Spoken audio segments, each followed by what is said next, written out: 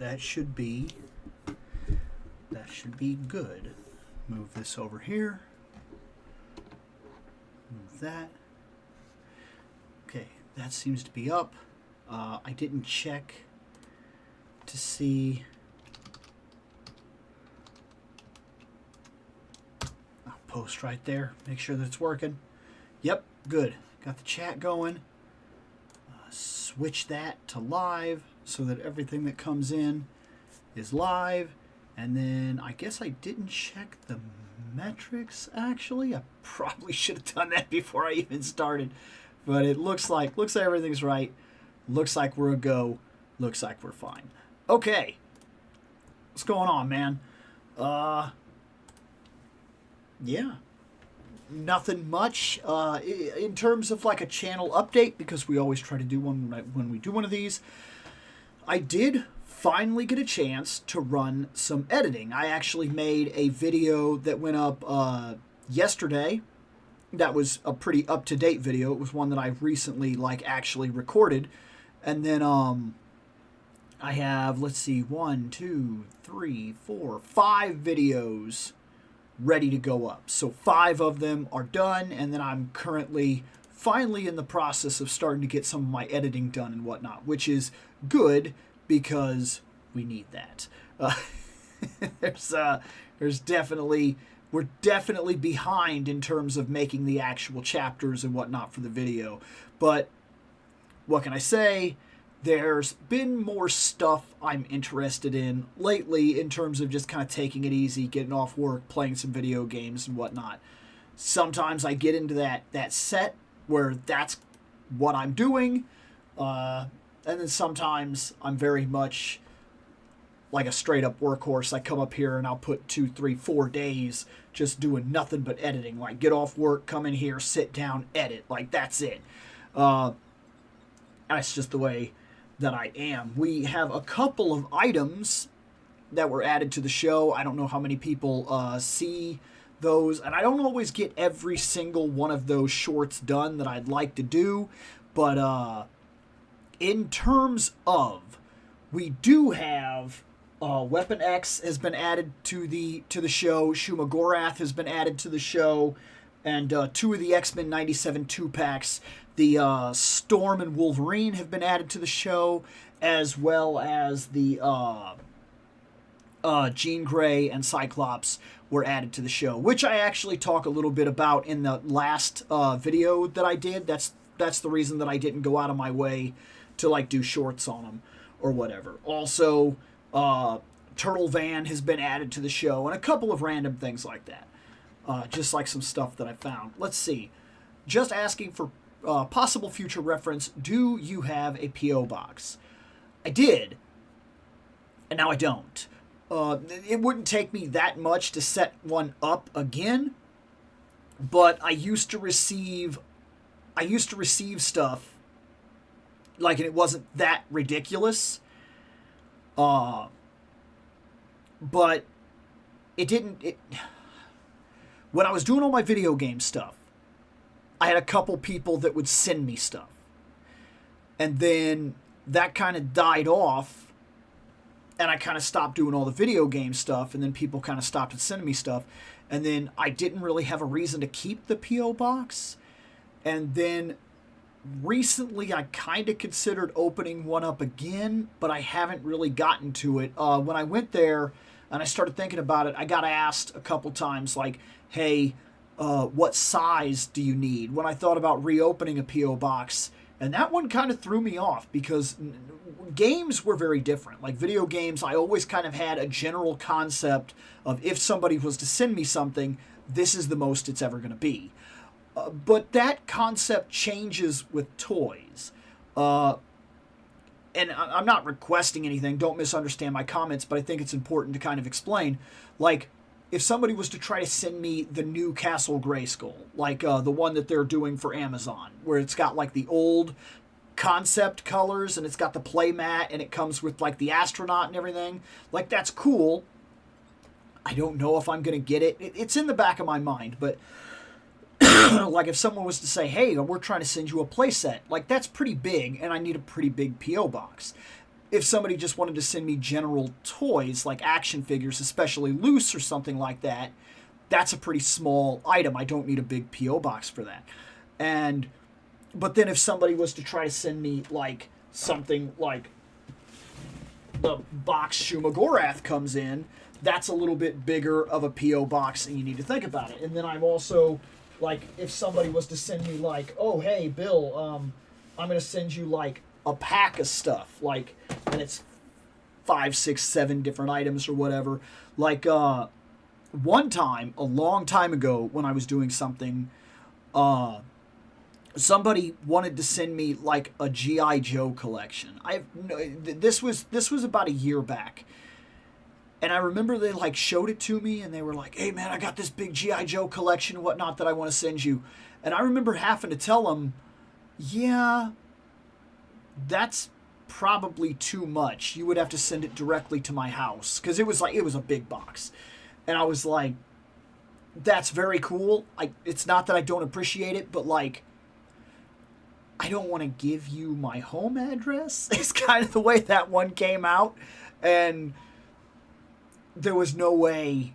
So yeah, my big thing right now is trying to figure out what I would do if I decided to open another P.O. box. Like how big, and then of course I've got to pay for it and everything like that. So I've also got to, it's just one more thing. I would have to add funds to something because I'd have to pay to keep a P.O. box going and whatnot. I don't know what the rates are currently. So I don't have one. It's something that's in the back of my mind. I'm kind of fighting with myself about putting one together again. I did have one, and I did do it for a while, though. And yes, that party wagon looks fantastic. What's going on, man? Let's see. Oh, my. Okay, so we're looking at 3 votes so far, 7 minutes in, all tied. Unfortunately, did not have the opportunity or chance to get those sets when I was a kid. Only TMNT stuff I had as a kid was Raphael action figure, where he was shooting pizza out. Dude, is that the one? Because that sounds familiar. He like has like a backpack thing, and you loaded the pizzas into his backpack, and then like he shot them out the front, like he had like a thing, like a hole right here or something, and he would like pew pew pew pew shoot pizzas. Because that sounds really familiar. I also remember, dude, I had so many turtles. That was like the thing when I was growing up, when I was real little.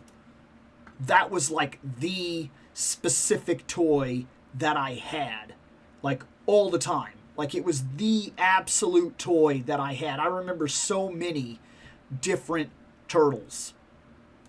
Yeah, dude, there's so many of them. That was like, I remember that being almost the entirety of my stuff. Like, really good. Sorry. Did you? I love Freddy. Cool, man. Sorry. Did you curse? Did you? I don't... Do I have it set up to stop you if you do curse? Because normally I don't have that turned on, like a profanity thing. Maybe I didn't realize it. Yeah. This hoodie's really cool. Actually, I like this. I like this a lot. I'm really looking forward to it. We got Halloween on a Friday. That's absolutely fantastic news because, hey, man, on a Friday, that means there's a real possibility of trick-or-treaters. Last year, I was really disappointed. I was really sad. I really was. It's not a joke. I even did videos specifically talking about it, that I had full makeup and get-up that year. I think this time I'm just going to do the mask. I'm going to do the mask. I'm going to do the hat. I have the glove. I have the shirt and everything. I have a full Freddy outfit that I wear. But, like, I want there to be trick-or-treaters. Like, it really makes me sad that it just doesn't seem to be a thing the way that it was. Especially when I look around my community, like when I'm driving home and whatnot, and I'm driving up, like there are a lot of kids that live in this area, so I can't figure out, aside from the fact that it always seems to be in the middle of the week, and I imagine because it's in the middle of the week, they all go to like trunk or treats and things like that, but like, it just makes me sad. But this time, Halloween is on a Friday, and the community guideline says that it's supposed to run from like 5 to 8. That's perfect. It gives me plenty of time to get home, to have all the candy ready and everything, to get in full Freddy outfit, to sit outside. I'll play the music on my phone and whatnot. I'm very much looking forward to it. But I also don't want to get my hopes way up and then find myself in the exact same situation all over again where, like, we had like 14 trick-or-treaters last year. That was it. It was really disappointing. Like, I was really sad about it. The ones that I had were really excited. Some of them very much like interacted with me. They come up, they see me in the full outfit. Sometimes the parents will come up, you know, because they'll see me and then they'll come all the way up to the house and whatnot. And I've kind of become known as the Freddy house because I go in full gear every year. And I'm really, really hoping. We'll see. I can't say one way or another, but I'm really, really hoping. I'm really looking forward to it one way or another. It's easily. I always love Halloween. Like I love it to death, man. I have so many memories of Halloween. It was like it has been my favorite holiday for years and years and years. Joy Toy Party Wagon looks amazing, but it's basically 5-inch turtles. Not just that. Don't we have to like import it? Isn't it not a here thing? I say here like I know exactly where you are. It's I didn't think it was being shipped to the States or whatever. I thought you had to like go out of your way to get it or something and like have it shipped. I can't remember. There was something about that. Your UK, yeah, see I heard it's like I remember seeing like a list of stuff as to where it's going, and I don't think the States were included, so I would have to do like a roundabout to get it here. Not that I couldn't do it, but it does look really cool. But I think you're right. I think that it is like that's a 5-inch line basically. Is that a terrible thing? I mean, I don't know. Arguable, because most of the other turtles that we have, it won't fit. But it would fit a lot of the Playmates guys and stuff like that. But it wouldn't fit any of like the... Wouldn't fit any of the NECA or anything like that. There's a lot of turtle choices out there, though. If you got that van, and that's a very good van, I don't think you'd have that much trouble making it work with some of the other figures, though. Arguably. What was the best costume you thought was cool or cool you ever wore as a kid? One year I was actually very proud of a costume. This is kind of wild. I got attacked by a dog. Okay? It was walking home and I got attacked by a dog. There's no other way to talk to that's what it was. There was a dog that had escaped the yard, and I was wearing like full like long john type of things. Like the old like the snowsuit. And I remember I walked down an alley, and it was very common. You would go down this way, and then you'd come up, you go down this alley, you'd end up at my buddy's house, and then we'd like hang out and play some video games, whatnot, and I'd go home. So I go down this alley, and all of a sudden there's this dog, and I'm used to seeing the dog in this fence, and I don't think anything about it, because the dog, like, it never acted like it would go after you or anything. It just kind of sits in the yard. But it was on the outside of the yard, and it like went after me. Then its owner ran out. Like, I don't know if they were like looking for it. It was very quick. It's kind of blurred. What I remember is the dog was like in the alleyway, and then it seen me, and then it started barking, and then it came at me, and then I didn't know what I was doing. There was like a dog, and it was coming at me, and I remember like putting my arms up and everything, and then it like jumped on me, and I don't know if it was roughly playing with me or straight up attacking me. It's hard to know. If I have to look back on it, maybe it was really excited to like, just jump on a person and play. Because I imagine with the size of this dog, he was a big guy. He was like a big old Rottweiler. I imagine I'd have been torn up. But I wasn't. He kind of grabbed a hold of my sleeves and he pulled at me and whatnot. And then the owner ran over and grabbed a hold of him. It was, they were yelling at him or whatever. They got him off, and then they got him in the store. The gate, they opened their gate and they put him in. And they're like, "Oh my God, are you okay?" And then they were like checking me over. I wasn't bleeding or anything. I mean, he knocked me down. He hurt me. I imagine he would have hurt me real bad had he been like straight up attacking me. But I remember I had an idea because of that. Like, he tore up the sleeves on my thing. And I remember thinking, I could use this. So I went home. I'm sure my dad was thrilled about this one. And I cut this thing up. I cut like holes in it, like here and down at the pants and everything like that, and kind of like tore it and whatnot. And then I took a type of like flannel-esque material and I put that over it. And then I walked to the dollar store. There used to be like a Family Dollar type of thing, and then if you didn't want anything from there, you could go past that to like the Dollar General. And I walked up the hill and I bought a Jason mask, and then I used an old machete from an old costume, like the one that was like in my toy box, and I like made a full Jason outfit that was all torn up and everything. And I went as Jason one year, and I remember being like really proud of that one because I made it. Like, I specifically remember that. But it all happened because that dog like jumped on me in that alleyway. He was big. That's why I say like attacked, because I imagine he would have hurt me pretty bad. But I wasn't hurt. But he did like rip my stuff up. Like, he got a hold of my arm and was like pulling at me, and he ripped the arm. But he didn't get me necessarily, but he did knock me on my ass in the alleyway. I was down real quick, but he was a big dog. I imagine if that dog wanted to hurt me, I'd have been hurt. That's, I'm gonna stick by that, to be fair. I imagine so. Really? That I was not expecting. Super 7-1? Okay.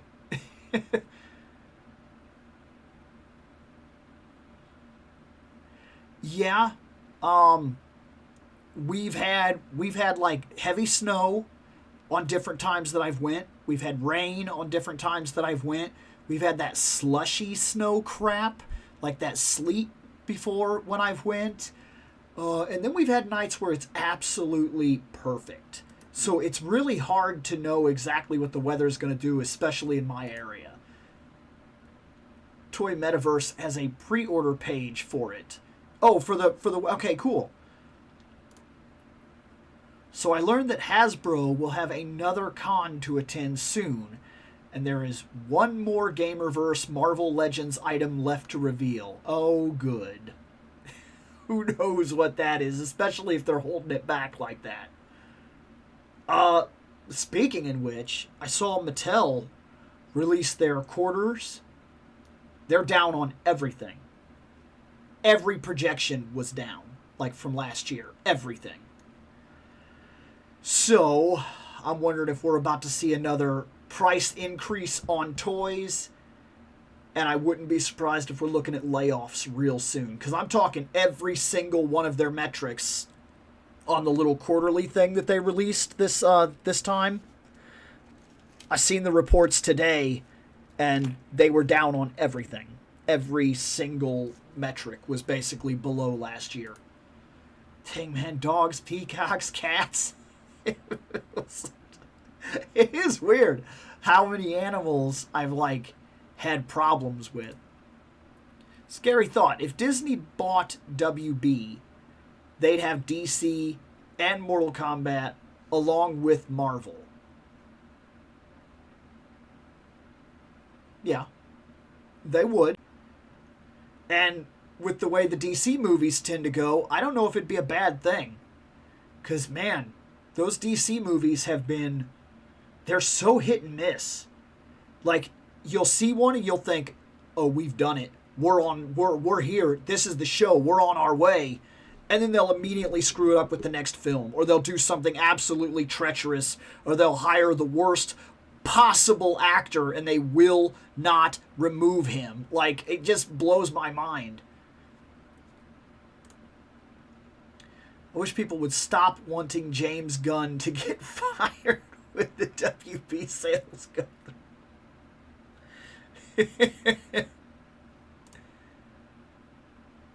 People are saying Shout Factory is going out of business. Things are cheap. Really? Shout Factory? If that's true, that sucks. Because, like, Shout Factory does a lot of the DVDs that, like, others won't mess with. Like, they won't even touch. So it's like one of those things, like, I would hate to see that. Because so many good things that simply are not done by anybody else seem to come from Shout Factory. Not that they don't have their own problems, not that they haven't screwed box sets up and stuff like that, and they've cheaped out on certain things. But in general, it's pretty cool to actually get some of the DVD stuff that they release that nobody else seems to touch. Wasn't Magneto or Doctor Doom teased as Gamerverse? I don't know. That I don't know. Jared Leto. I would take him in 100 movies before I would ever care to see The Flash again. Like, that actor needs to go. I just don't understand how he could have possibly been hired even when they knew what kind of person he was. It was some yellow bullets and people instantly started saying Marvel rivals Iron Man. Unconfirmed, though. Rockets. They might be unloading their stock from their warehouses. So, I wouldn't mind more Gamerverse. So far, it's proven to be a very solid line. But I'm pretty happy with my Doctor Doom. I would be real surprised if they got me on that one. But then again, I don't know. Because, I mean, they got me on that Captain America. I don't know. The Gamerverse has been incredibly solid, so it's hard to say how that would run. Okay.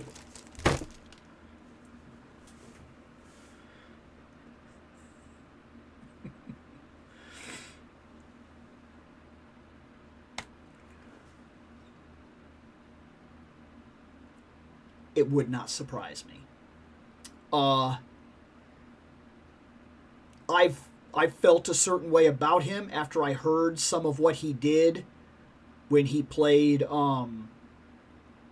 the Joker, and some of the stuff I've heard he did from like to and from co-hosts makes me feel like he is despicable. I don't care if you're method acting. Like, if some of the stuff I'm hearing is true, you're a piece of shit.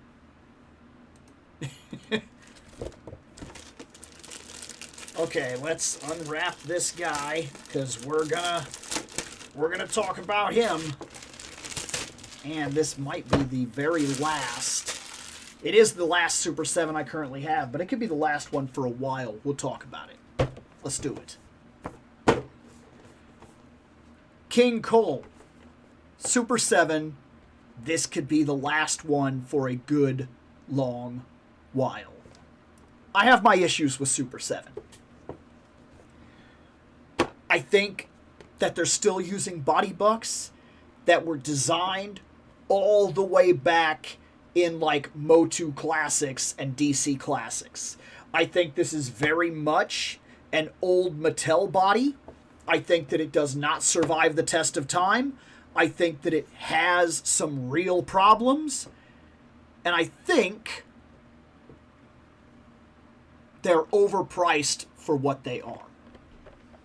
I've felt this way about Super 7 for a very long time.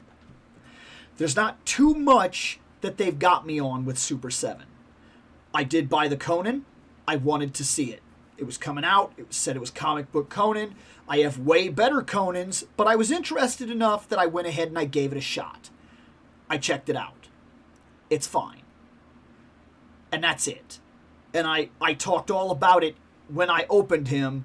I talked about how he's overpriced for what he is. And the only reason they got me on it was because of what he is. And I've talked about that with all the Ninja Turtles as well.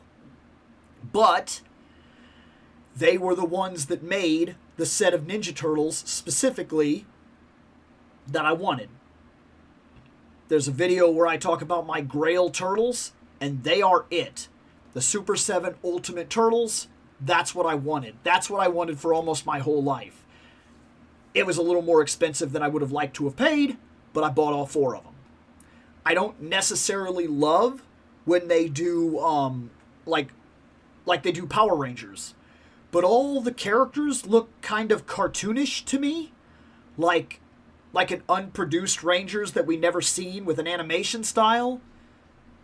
And they come with a bunch of extra cool stuff. But if I don't like the figure, none of the stuff matters. And I also think their articulation was behind the time as well.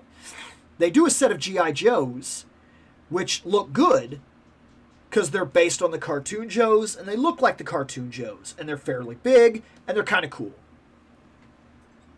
But once again, same problems. I think they're overpriced. I'm not a big fan of them. Most Super 7 stuff, I don't care for. So why would I buy another? Here's the thing. I bought this at the exact same time that I bought the Conan.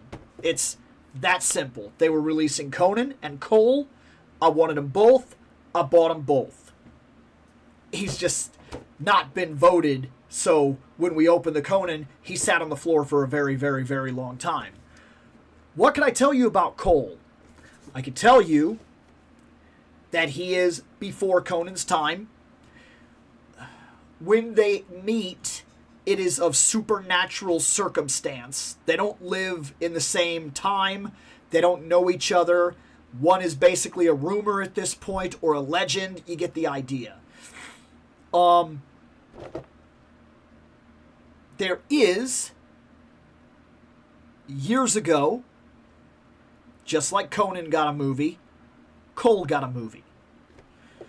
It's a Kevin Sorbo movie.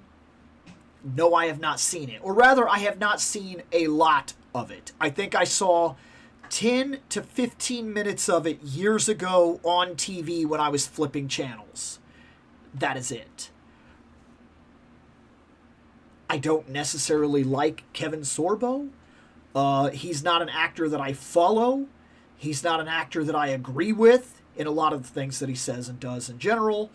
So, he's not one that I go out of my way to see his movies. He doesn't necessarily bother me when I do see him, but he never really feels like he has any kind of immense talent that gets me going out to, check him out or whatever. Oh, man, you see Kevin Sorbo did something?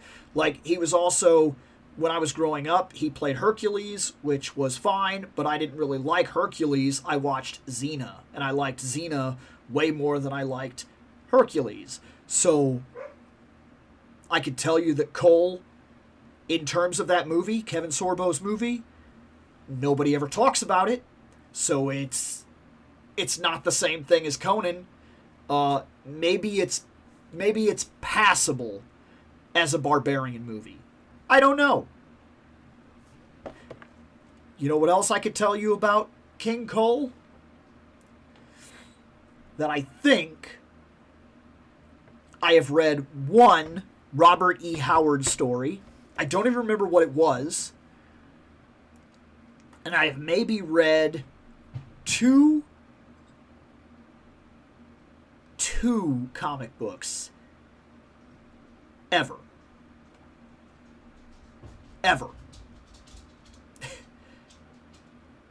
So once again, reiterating, I bought him because they were releasing Conan and Cole at the same time.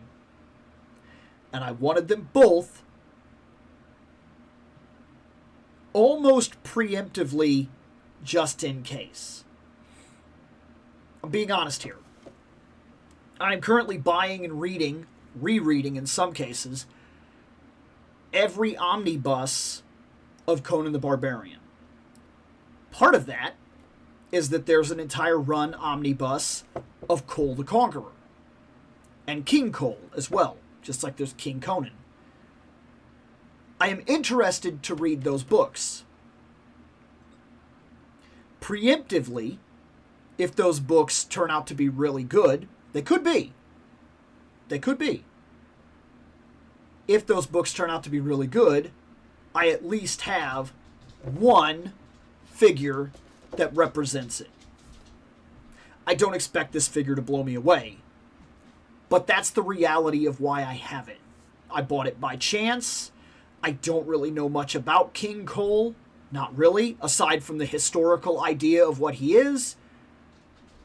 And possibly, once I start reading him, my interest in him might increase enough to make this worth it. There's still a very real chance that no matter how much I like it, this won't be great. If that turns out to be the case, then at least I have another figure for photography. Because while they're not the best, he would do fine as a background character or somebody on a throne or something of that nature, or just fighting alongside 2 or 3 other barbarians. I could possibly make it work depending on the pose and depending on what I did. That's the truth of it. That's all I got here.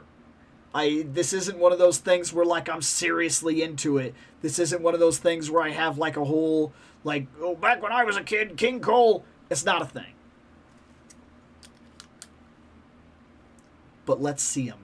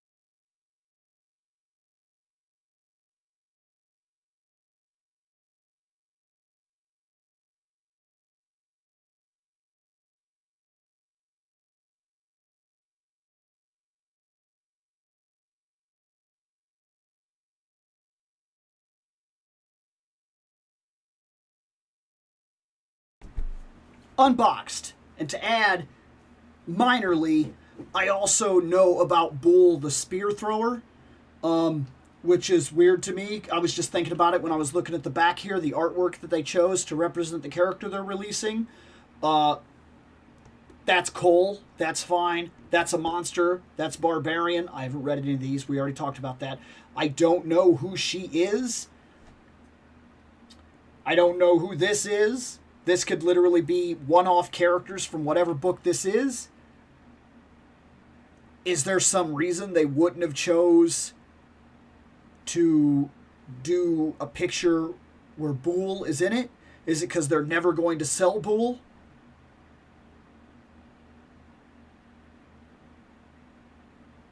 Also, this sword and this Cole in general is not even the one they're selling. I mean, look. If we're going to call out McFarlane every single time we see this, advertised is this Cole. That's not who we just opened. It's not even right. It's not a thing. This guy is not that guy. I mean, he is, but this is just saying. We call McFarlane out for it all the time. Super 7, you telling me with all the history of these comics, all the history of these books, you couldn't find one piece of art that you could use that represents the guy that you're selling? I could probably do a quick Google search and find this version. But you couldn't, or you wouldn't. I don't know. Does it matter? No, not really. And I'm not really that broken up about it. I'm just calling it out. So, It comes with an axe. That's a fairly good axe. I don't hate that. We got a sword. It's not a bad sword. I don't hate that. We have 2 expression hands. We have 2 grip hands for the weapons. We have a sheath for the sword, which is not a back sheath. It goes there.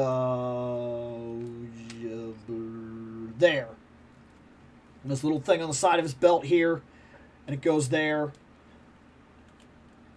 Which is good, because realistically, I know that it's like a fun thing that we see all the time in like fantasy. But if your sword is on your back, you're probably gonna die. Like the chance that you can get your hand back here, get to the sword, and pull it up, and then pull the sheath down, and then turn it sideways, and then cock your wrist, and then get a full sword like this. You do not have the gorilla arm necessary to pull it off your back out of a sheath. It's not. Try it. Try it. You can't do it. There's a very specific way that you do it that takes real time and real practice. If you can do it at all, some sheaths you literally cannot do it, and you will die. You will die while attempting to get your sword out. I actually prefer when they're on the side, even though it looks cooler on the back for a fantasy concept. This will save your life. This will probably get you killed. He has a mean mug, okay? Like, very much so. He is mean mugging hard. Look at that guy. He's an angry looking guy. He has a second face, which is a little more somber. It's just kind of like your normal face. So you'll focus on that face, but you won't focus on this face. Now you will. This camera's weird sometimes. Not bad. Both faces are actually good. They're decent enough likenesses, but also one could argue that because of the way that these are done, you could probably swap these heads onto the Conan figure, and most people would be none the wiser. I don't know if that's a negative to say that they didn't go out of their way to really differentiate, but one could argue that in the books and most of the art that I've seen, an unknowing person might very easily mistake Cole for Conan. In fact, there's a book where Cole is brought back to life through a mystic thing, and he fights side by side with Conan, and even that artwork doesn't really distinguish the two too much. It would be easy for somebody that doesn't know anything about them to kind of mistake the two guys. Okay. That's not necessarily a bad thing. They have the crown. It looks like you just push it down onto his head, and it looks like it works for what it's worth. Probably have to mess with it and finesse it a little bit, but you could do it. It's doable. It's not great. This probably would have been nice as just like the other head would have had the crown, but it's not that big of a deal. The sword actually does go into the sheath. That's good. And, of course, I'm sure he can hold this axe. Though, Super 7's plastic. The hands are just like... Oh, come on. There. Up, up. I had it mostly open there. Oh, my gosh. I'm surprised these hands don't straight up strip the paint off these things. Like, the way that they do their hands, one could argue it's a good thing because you want this to, like, stay what it is, but, like, you will tear your fingers up trying to pry those fingers open to get them around a weapon. Like, it's not a joke. It's about ridiculous sometimes, in all honesty. But it works. This doesn't, like, stay in, though. Like, it's... You see what I mean? Like, and there's not It's not like you could turn. There's nothing that holds it. It's not like tight. Maybe that's good because it won't strip the paint. One could make arguments. Otherwise, we're looking at your standard Super 7 body. That's as much movement as we're going to get out of the legs. He does have this going on. It's not, but we're not going to do super side kicks and whatnot. We have some decent ball joints here, but like they're old comparatively. We got swivel, we got bicep swivel, but that is all the movement you are getting out of that arm. This is it. This is it. Like, Super 7 figures, man. People swear by these. I don't see how. He will sit down, I imagine. Oh my gosh. No. Oh no.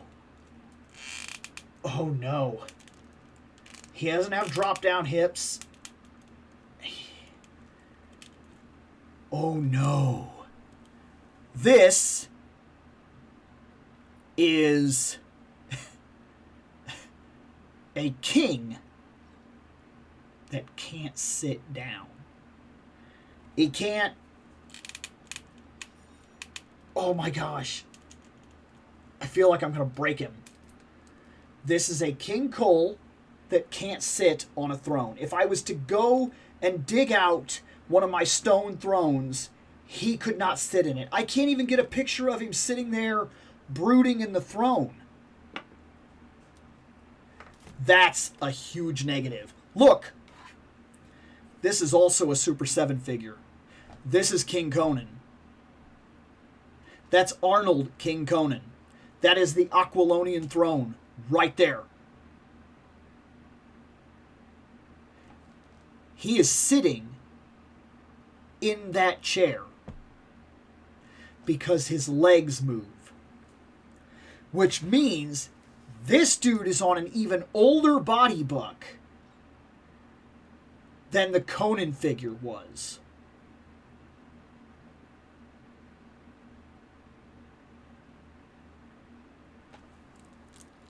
How do you guys get away with that? And you charge like $60 to $70 per figure. How do you get away with that? Or I guess, to be fair, some of the rumors that I'm hearing, I guess you didn't get away with that, did you?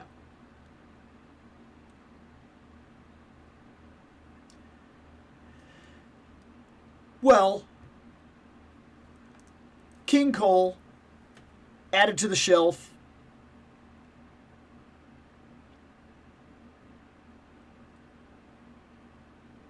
I'm sure I'll get some shots out of him, but he's not good. He's not a good figure. He's okay at best. And at 60 plus, he is not worth it at all. Almost every Barbarian line right now has passed this level of figure up. Almost every single one. Not a joke. You could go almost anywhere, especially at a $60, $70 price tag, and buy almost any other Barbarian from almost any other line and do better for yourself. These need a massive, massive overhaul. Super 7 cannot pull its weight with these figures. And though I have not verified anything, I'm hearing interesting rumors that tell me they won't be pulling their weight much longer anyway.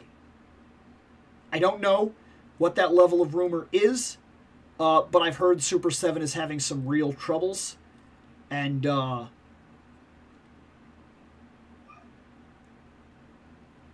mean, this is what you chose to do. If you started losing sales, I personally am not shocked. This figure's bad. I mean, comparatively to anything else you can buy, he's bad. And, like I said, he is probably my last Super 7, maybe ever. We'll see. Let me set up the next thing.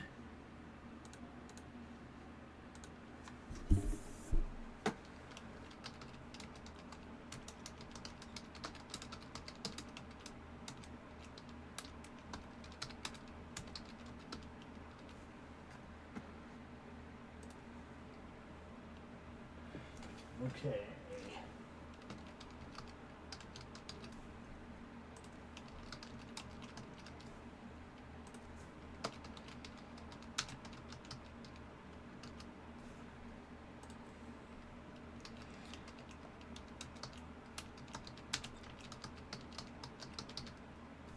Okay, that's going up the line.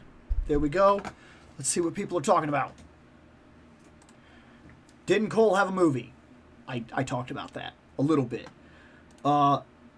Is it true Super 7 went broke? I talked a little bit about that. I have not verified anything. I've only heard these rumors and talks that after their price hike, they started, like, their sales went down, and that if they're not broke, from what I'm hearing, they're not doing great right now. That they could be in trouble, but I don't know to the extent of what that is. Hey, what's going on, man? Super 7 can't go out of business before releasing Ty Matt from D&D. I saw that dragon. I seen him. Is it Tiamat? I didn't actually watch that show. I grew up playing Dungeons and Dragons, not watching. So my version of this, like their version is very much from the cartoon series. Like I've seen it and I was like, oh, okay, I know what it is, but it's not what my mind pictures. But like Tiamat is an incredibly expensive, like $300 statue. To call that thing an action figure, if it's what I'm thinking, if it's what I saw, you are being incredibly generous. That has the articulation of a McDonald's toy from the 90s. Like, and they're selling it at, like, convention world-breaking price. Like, you can only get this here, I'm the one that has it, blah, blah, blah. Like, wow. Always get Cole and Kroll confused. I get that, yeah. Hercules the show is trash. Xena all day long. I'll agree with you. I'm 100% on board with you, yes. Sorry, I'll stand by Hercules the series, if only for Miss Olympia, Corey Everson as Atlantea. Now here's the thing. I didn't necessarily detest Hercules. When I started watching, I watched Hercules. Then, they introduced Xena. And then I heard she was getting her own show. And then my stepmom started watching Xena. And for a time, I was watching Hercules and Xena. Then I started figuring out that I didn't really like Hercules that much. He was just like a super strong guy that did super strong stuff all the time. And like, it just kind of bored me. But Xena was different. All the stuff that she was doing, she had to like have medical knowledge, be able to do martial arts. Not that they weren't cheesy. They bordered this line between being serious and cheesy the whole show. Like they could never figure it out. They do something real serious in a couple of episodes. Then they'd all of a sudden do like the cheesiest fight scene you ever saw, and it might make you cringe and wonder what you were watching. And they just went back and forth with that for the whole series. But I always felt that I just really preferred all the Xena episode as compared to Hercules. All of them. To the point where I stopped watching Hercules around like season 3.5 and just focused completely on Xena. Oh yeah, Bill, got my Deadpool accessory and maximum dupe.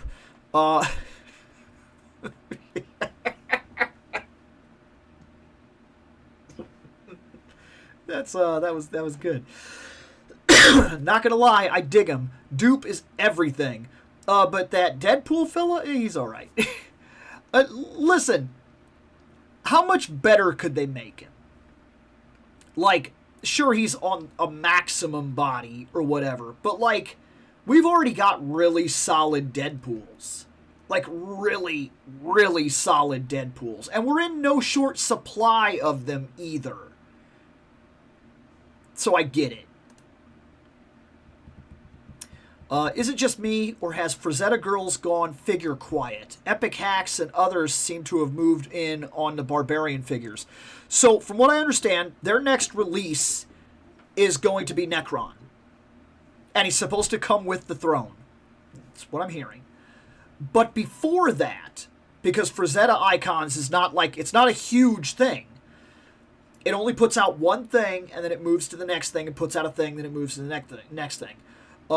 They did, like, it was almost back to back. They were like, hey, here's, they were like, here's a Deathbringer statue. And I'm like, okay. Then, they followed that up with, like, these 3 5.5 old-style He-Man type of figures. And they were like, here's 3 or 4 of those. So I think that they didn't go dark or silent necessarily, but they're so small that they don't produce like everything as multiple things. I think they decided to do the statue, and they were like, there's the statue. They decided to do those 3 figures, and they were like, here's these 3 figures that you can get. And because that's what they're doing, everything else is taking a back seat, and we're waiting. And then Necron, when he drops, that'll be part of the Frazetta Girls, Frazetta Icons line. But it seems like every time one of the lines is active, the others go silent. Like, that seems to be the way that works, because they're not like a huge company. What do we got going on here? 6 minutes? Okay. He looks like he wanted to sit, but realized the back of his pants tore when he tried to and has to stand to keep others from seeing it. Speaking of Frazetta, I'm still waiting for Death Dealer from Savage Crucible to come out this quarter. That looks like a fantastic figure. I did an entire video where I talked about how I'm personally skipping it. Maybe that will bite me. I fully understand that there's a very real chance that it will bite me. But I'm going to wait, because right now it's already been talked about that we're going to get Death Dealer with his horse as one of the Frazetta Icon figures.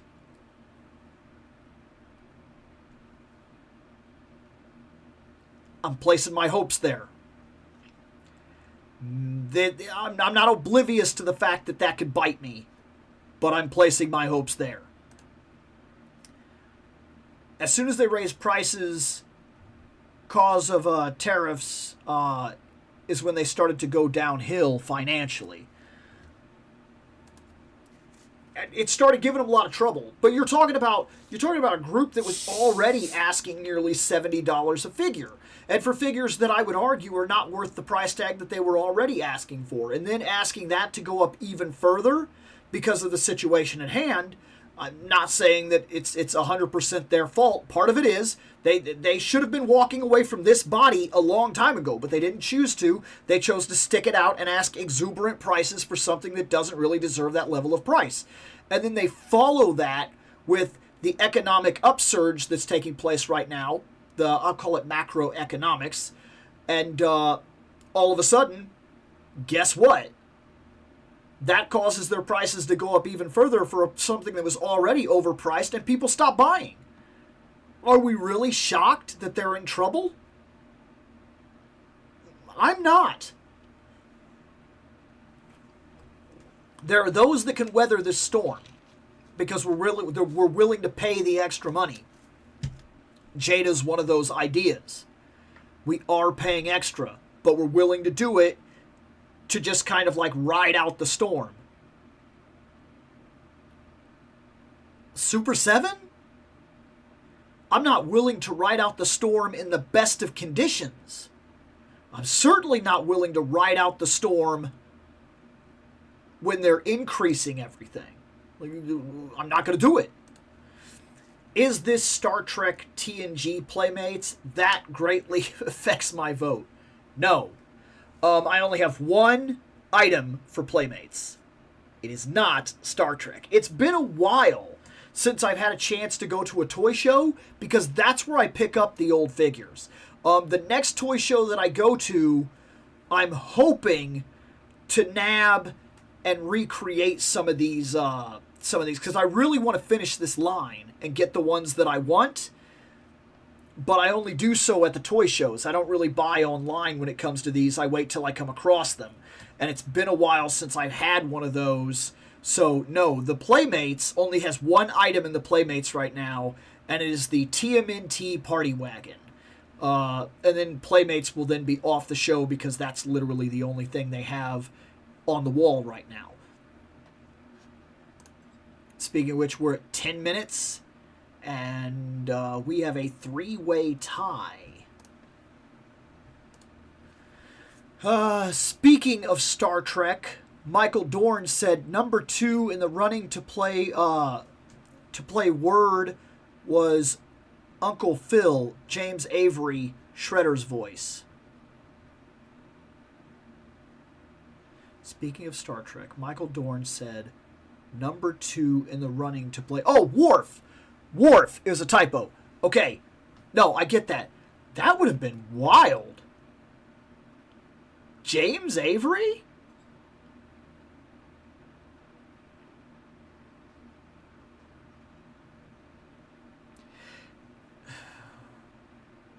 Man, I am really fighting with myself here, because Worf is the way that I see him now, of course. And it's wild to see, not that Avery couldn't have done it because he has that voice and he does have a commanding presence back then, but it would have been weird to see them go with, like, look, James Avery was never, like, in shape. Not in all the stuff that I've seen him in. You get what I'm saying? So he would have been 100% relying on his presence and his voice. And I don't know if his form would have been intimidating on top of it. Like, that may have been a real problem for him. But was he a big guy back then, too? Because by the time I knew him as Uncle Phil. And then, of course, Shredder's voice and a lot of other characters like that. But I guess I didn't know him in the 80s. Was he a more physically commanding person at the time? I don't know. Maybe. I heard something about Mattel's plans for the DC line next year. So they'll continue the Spin Master in the first half. Then they'll begin work on DC mainline stuff in the second half of 2026. Okay. Those first figures are going to be make or break. Whatever they choose to lay down, it's going to absolutely be make or break territory. Like, they could easily drop their line in a single wave, or they could make history in a single wave. I mean, a lot is riding on what they put out. We are still looking at a 3-way tie. We have 7 votes. And right now, Star Wars, Marvel, and G.I. Joe are all tied. Going into 2027... going into 2027. That was a continuation from this. Jada is so good. Yes, typos. Since it's not TNG, had to go Joe. I get it. I want to get the Jada Frosty the Snowman. Jada's very good again. I seen him. I get it. I very much get it. As soon as I seen him, I was laughing and having fun. He's not for me. But, like, you gotta hand it to Jada for doing things that nobody ever saw coming. Like Tony the Tiger. Like Chester Cheetah. Like, who would have expected some of the figures that they are producing? And well, by the way, not just like, you know, just putting them out there, but like good stuff. It actually, I think it is, because we're at 14 minutes. We have a 3-way tie.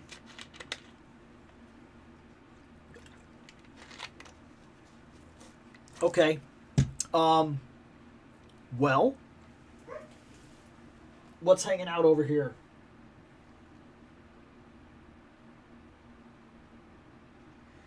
That's really solid. Those are cool. Like, there's a lot here that I've been wanting to dig into for a while.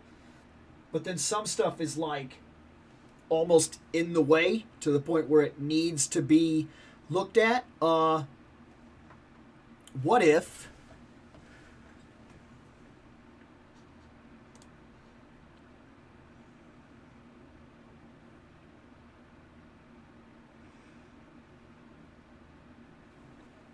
I know what we'll do.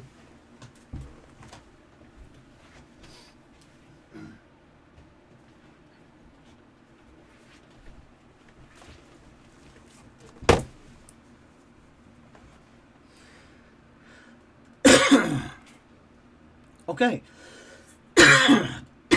Damn it. I'm still somewhat recovering from that head cold, surprisingly. Like, this part of the year really messes with me. I go into spurts where, like, my allergies and headaches and whatnot just will not stop because it's harvest season, then it's fall, and, like, I love this time of year, but it don't love me. Like, not in the area that I live in. I have left this area. I've lived in a lot of different places. It's this area. Because my sinuses do not hit me when I'm living in other places. But I, like, don't want to live here. This is where all my family is. You know what I mean? So, like, it's my family and friends all live here. So I'm not going anywhere. But it doesn't do me any favors. Okay. This is going to be cool. Beastman. New Eternia Beastman. Okay. This, that claims to be New Eternia, this is basically the Lords of Power Beastman. Why they won't use that moniker, but they'll use Vintage? They'll call it Vintage. They'll call it New Eternia. They'll call it, like they'll say, like, you know, Revelations, Revolution, and all this other stuff, but they won't. That's what he is. I'm not sure why they're making it something else, why they're kind of trying to play it off like, I mean, I guess he's slightly different. That right there is the Lords of Power Beastman. This is basically the original concept art, the original figure as it was going to be released that we didn't get. And then later on, we actually got this figure from Origins, and it was my favorite Beastman. Excuse me. There's something about him being, like, red that's crazy. Like, it just really works. That deep blood red creature. You know what it reminds me of? And this is going to be wild, but this is because it's me, and I track a lot of this stuff back. And I told you, I got into Motu as an older man.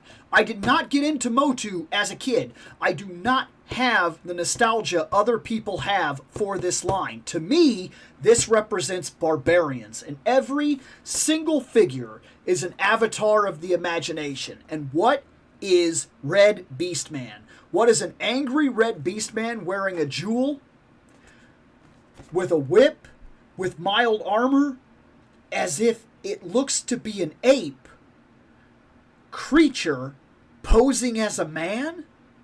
Well, that's Conan the Barbarian. Right? I'm trying to remember exactly what book that is, but there's, I'm specifically remembering the ape in the big red cape that he fights. I've even read this book. I cannot remember for the life of me, but I know that, he goes to the house at night, and he goes there with another person, or rather he meets another person there that's actually gone there to kill this guy, and then they get there, and they find out that he's actually a prisoner of this ape-like creature, and the ape-like creature has assumed the identity of a man. If you know what I'm talking about, you know what I'm talking about. And then he goes up and fights the ape, like the three men go up there, and Conan ends up fighting this ape-like creature in a big red cape. And when I see this, the way that I see it, that is the first thing that comes to mind, is a horrific ape-like creature, blood red, scary, and if a man has to fight this, because I think people misunderstand. I think the public perception gets a little funny about Conan the Barbarian. People see Conan the Barbarian as this massive, massive dude, and while he's like 6'5". He's a big dude, but don't misunderstand the one defining part of him. He's a man, a guy. That's it. When he fights something that is dangerous, like a bear, a wild animal, an ape man, or magic, he is at his absolute most vulnerable because he's just a man. Like, that is why I think his books, his comics, and so on and so forth have survived the test of time, because he is the kind of character that can avoid the ridiculousness of power creep. So many shows that we love as we grow up, because we get into things like superheroes, experience power creep, where at some point in time, you got a character like Batman who has fought hand to hand against god-level entities, and then I'm supposed to believe that you're going to give me a story where he, like, investigates a murder scene or something like that, and, like, why? Like, why? Dragon Ball goes through the same thing. There comes to be a point when there's nothing left to challenge them. And X-Men goes through the same thing. After you've fought a planetary destroying force, and then you're just, like, supposed to go back to, like, the regular stuff. I'm not saying that comics can't do it. If you have strong enough characters and your narrative is tough enough to do it, and it's like you can introduce this really crazy thing and then you can go back, and if you have a continuation of drama that holds the narrative because the people matter, I'm not saying it isn't possible. But at some point, it's really hard to take Spider-Man out of the Avengers and put him back at street level. Sure, it's what you want, but now, when he's fighting like 6 random guys that have like some guns, is there any excitement left? Well, when Conan charges a wall, and that wall has 5 guys on the wall, and they all have arrows, just one is his absolute demise. And regardless of the things he fights that are small and the things he fights that are large, they're all a problem. All of them are a challenge and a real issue for him. Anything could take him out. He's been knocked out, overpowered by random guys, defeated by his ignorance of not paying attention when the woman definitely has not had his interests in hand. He has been betrayed multiple times. He has both moved to the throne and lost the throne and regained the throne because he's just a guy. He's susceptible to these things. And so when I see something like this, that is really, really cool, because it brings all of that idea to the forefront for me. This is a giant, angry, beast-like creature man. If you have to fight this, you're going to need precision, grit, and probably some luck, or you're dead. That's barbarians, man. That's what pushes the barbarian idea and keeps it relevant all the time. Because every story you tell, every single one has risk.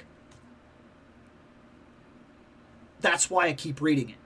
That's why I'm always interested in this genre of storytelling over so many others that have experienced continual power creep problems over the years.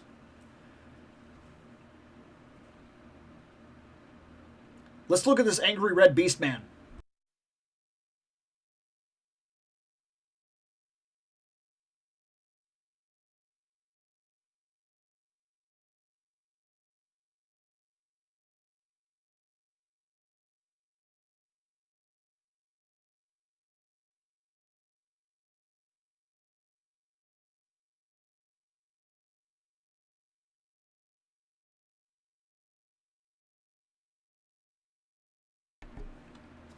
Okay.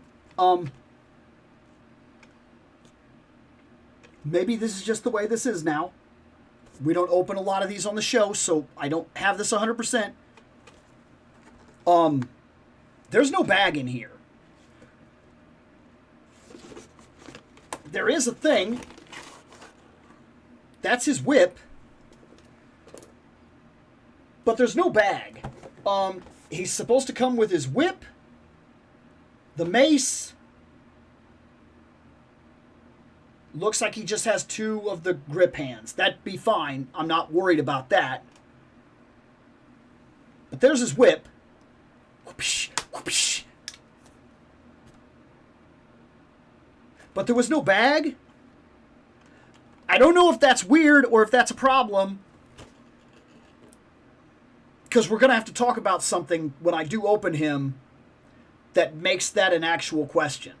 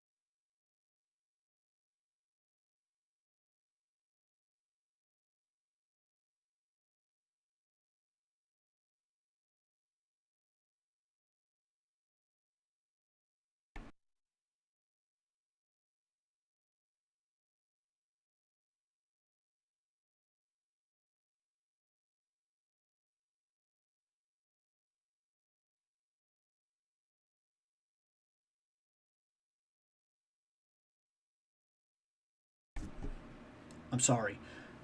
That was a screw up. That is fixed now. So, how did we get this Beastman? Here's the thing. When we talked about Tila, and I talked about how she came without the scepter, which the staff, and I feel like the snake staff is important, but we didn't have the snake staff, and that kind of bothered me. Well, I got a hold of Mattel. I told them that I reviewed their figure. I told them that I was fair, but they didn't give me all the parts.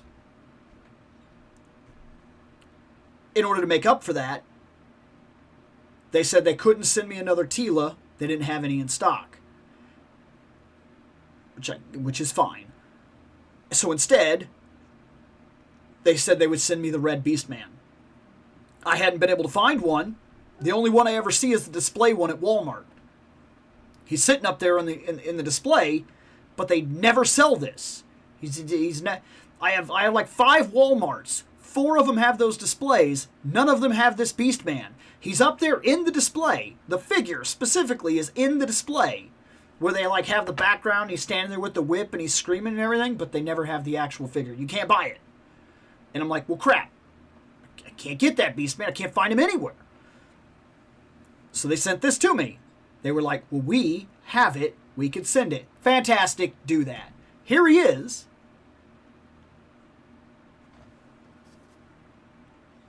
And every single other one of these figures that I've opened up has had their stuff in like a little baggie. Maybe that wasn't important for him. Maybe they're not supposed to be a little baggie on this figure. I don't know.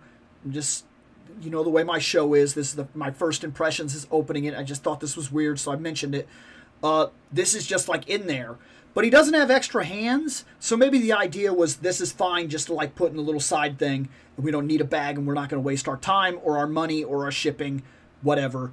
That would make sense to me, but it's the first time I've encountered it, so I thought it was bizarre. Otherwise, hey, this is a Masterverse body, like so many other Masterverse bodies, and he's a male figure. So he got to keep all his level of articulation instead of being butchered like the female characters are currently going through in Masterverse. So he has the upper torso, he has the movement, he has the head movement that goes up and down. He has an articulated jaw. That I was not expecting at all. He has an articulated jaw. It's a little funny because his beard goes down. It's kind of hard to get my finger under there because of this. But he can open and close his mouth. That I was not expecting in the least. I don't know if that's going to be a problem later on because it feels like a rubbery material. And if it pops out of there, is that just going to be like an absolute nightmare? I don't know. We're still wondering about the Hulk's chest. So who knows? Maybe that's a problem later on and we'll figure it out. He has all his arm movement. I'm not pushing it up right now, but he has the double elbows. So he can actually get the full bend on his arms. Like, he has the double knee, so he can go all the way up to kick his own butt. Like, they do really good color on the face and everything. Like, he looks great. Like, not a joke. He looks absolutely great. This gem on his belt is fantastic. That blue is very sharp. It really kind of comes out. That is very nice. It's surrounded by this gold. This right here, all this silver that comes up and plays around. This is a floating piece, which is actually another part that's actually pretty cool. This, where it's kind of got like the leather and whatnot, and then he's got all the studs for the armor. This goes all the way in back. He has this massive spike. He has this gold chain that's actually fairly well detailed with another glowing blue. I mean, I don't know if it's just that because he is Beastman that all they had to do was be like, there, he's orange or red or whatever. You know what I'm talking about? And they just grafted him in this plastic, and then that gave them all these different paint apps that they could play with where they could be like, because they could have just left this solid, you know, the color gold, the whatever, you know, what it's this goldish color that it's done in, but instead they added that little blue part. And it doesn't sound like a big deal until you realize that so many other figures in the line, and like this is really hard to show, but there's an actual symbol. You see that? There's a symbol in that belt. There's like a star. There is a lot of detail on this guy, showing me that as long as you're buying the males of the Motu Masterverse line, they are still very blatantly worth the money you are paying. They're good, solid figures, man. This guy will pose well. He'll pose well enough. He can't like bring his arms in. He doesn't have like the butterflies. But for everything else you need this guy to do, he's still more advanced than this guy. This guy is $70. This guy is $25.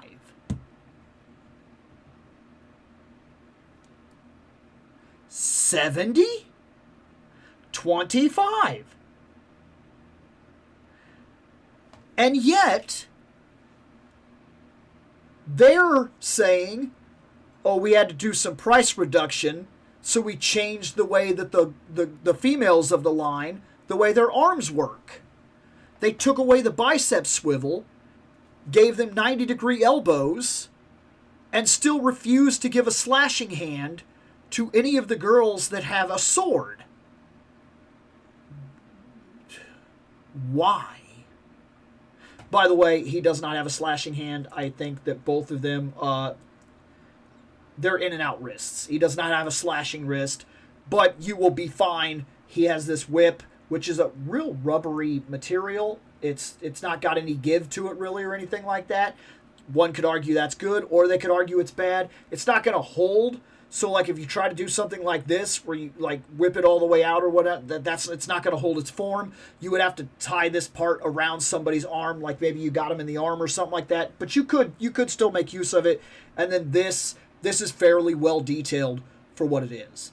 It has multiple different colors on the head, the mast, the bottom here with the hold and everything, the spike. All of this is done very well.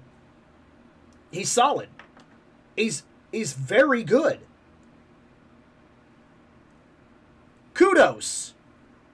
That is a good Beast Man. A good Beast Man that I'm actually looking forward to doing some shots with him alongside the Frazetta Icons Conan.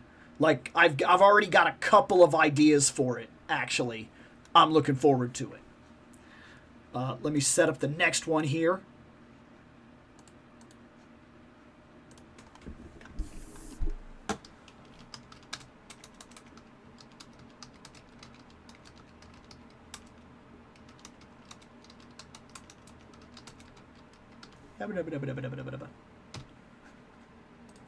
Okay, we went up to that point, so there's that, and that transfers us back.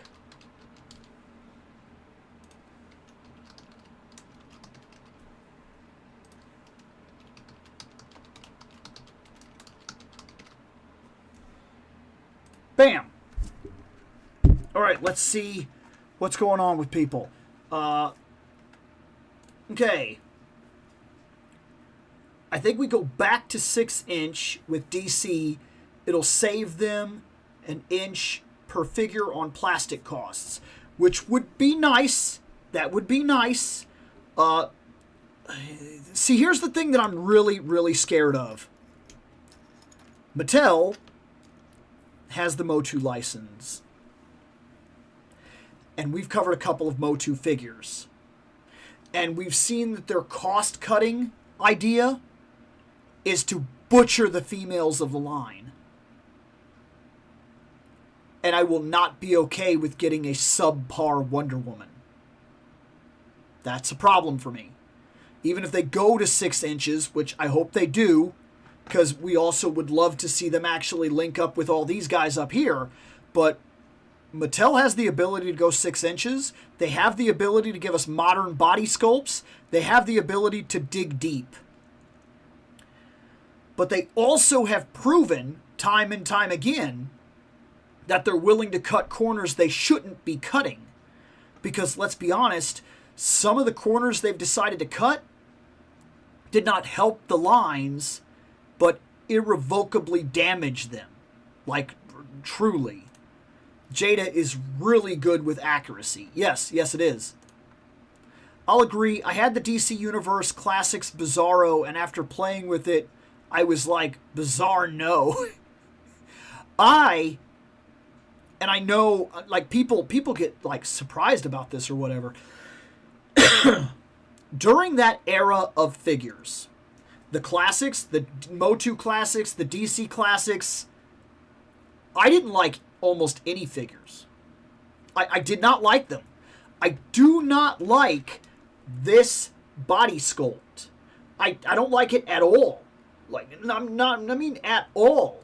I don't like when their arms are like this. I don't like when their legs are stuck like this. I don't like when they, like, have that weird thing in the back there. I don't like when they have it in their stomach, which you can't see them because this blocks it. But, like, I can't stand it.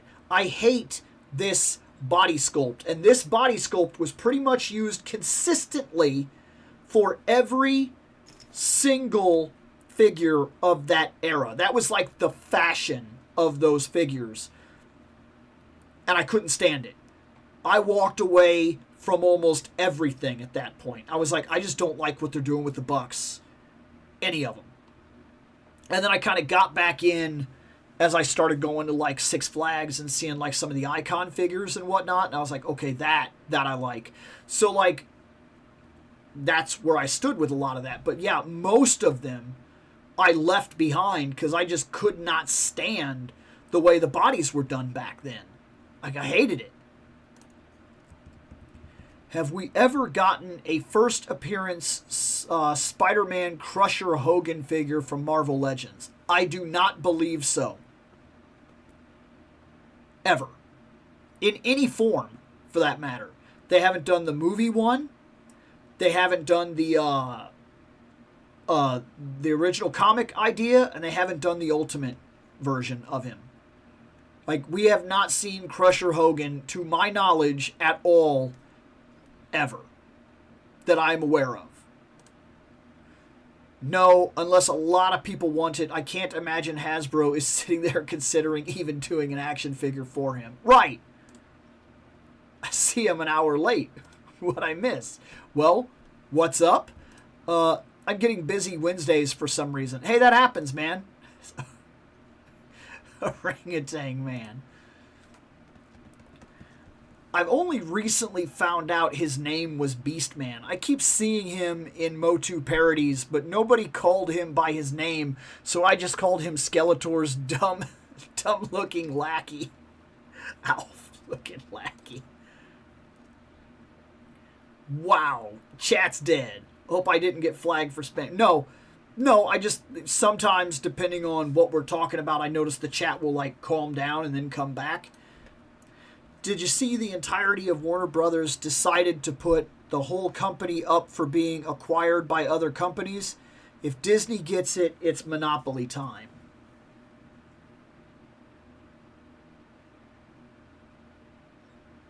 I mean, yeah, but like, man, WB. Here's the thing. If they got it, I know how some people feel about it. And I'm not necessarily jumping for joy at the idea that, like, one company owns everything. At all. But, if Disney was to acquire WB, okay? And then, by acquiring WB, okay, they would get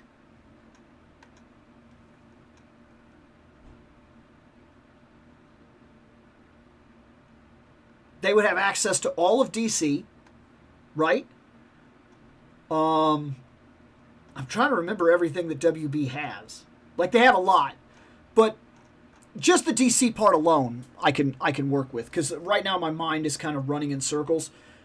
If they got it and they got a hold of all of DC,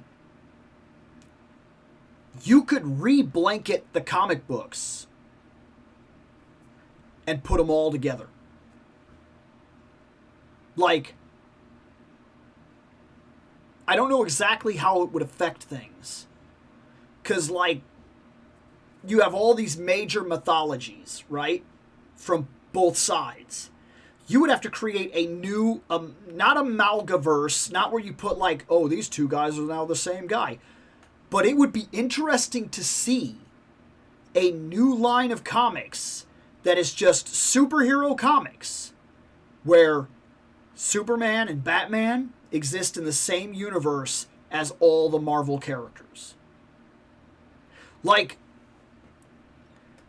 I think you could see some really crazy, cool stuff going down.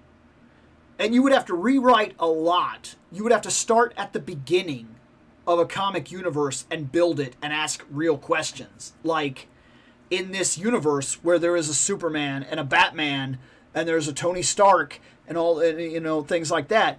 What happens to some of those storylines? Like, what really happens to some of these storylines? Because you're going to have to change certain things to work for that.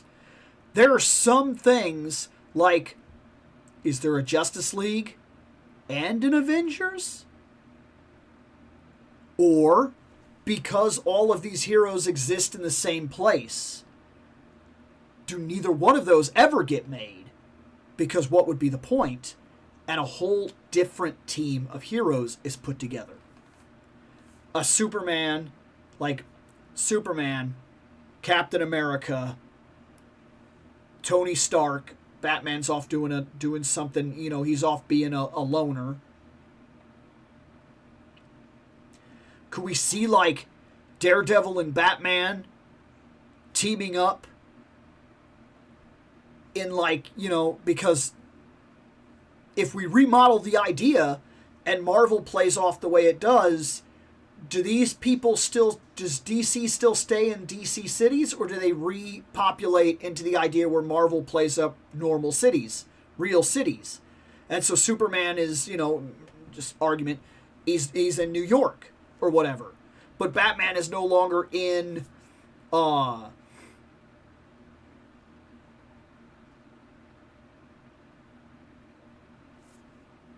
is Batman New York, or does he count as Chicago? Like, where do you put him? Like, I'm just asking. I'm playing off the top of my head. Like, things are running wild right now because of it.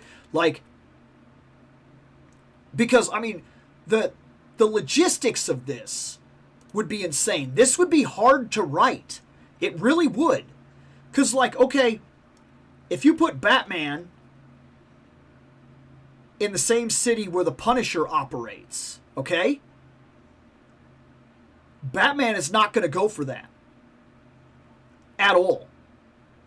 But do you allow Batman to take out the Punisher? And for that matter, is Punisher going to be okay with somebody like Deadshot? You know, a killer for hire.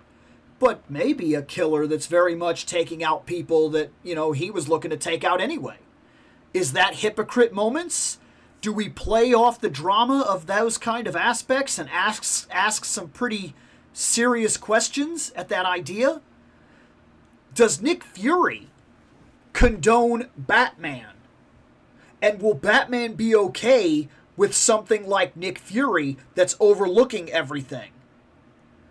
Is he going to be okay with that? Are they going to be at odds? How does Superman handle certain other super situations at that point?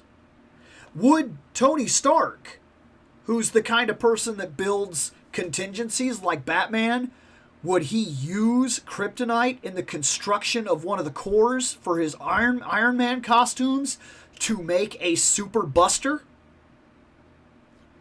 And what are the repercussions of something like that?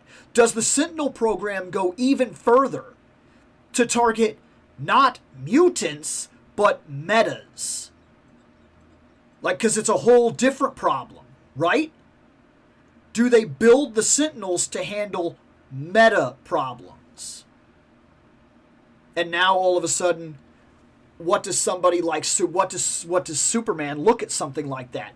They are part of a police force, whether you like it or not.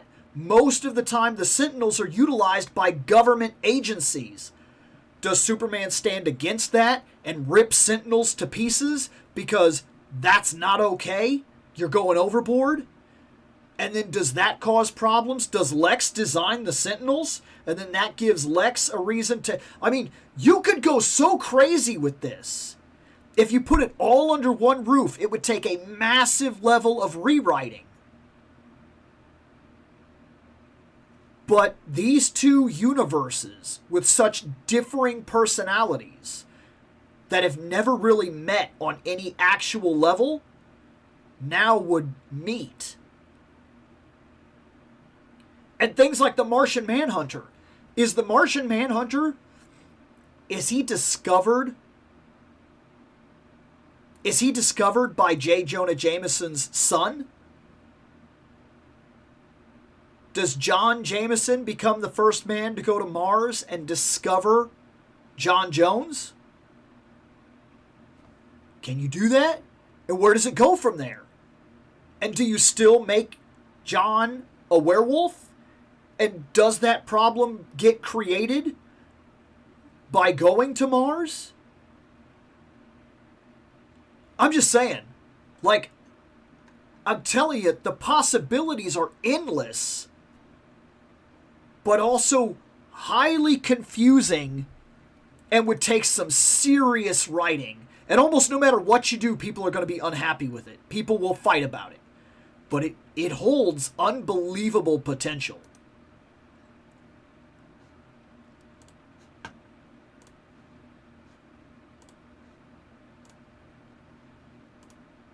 Like, it really does.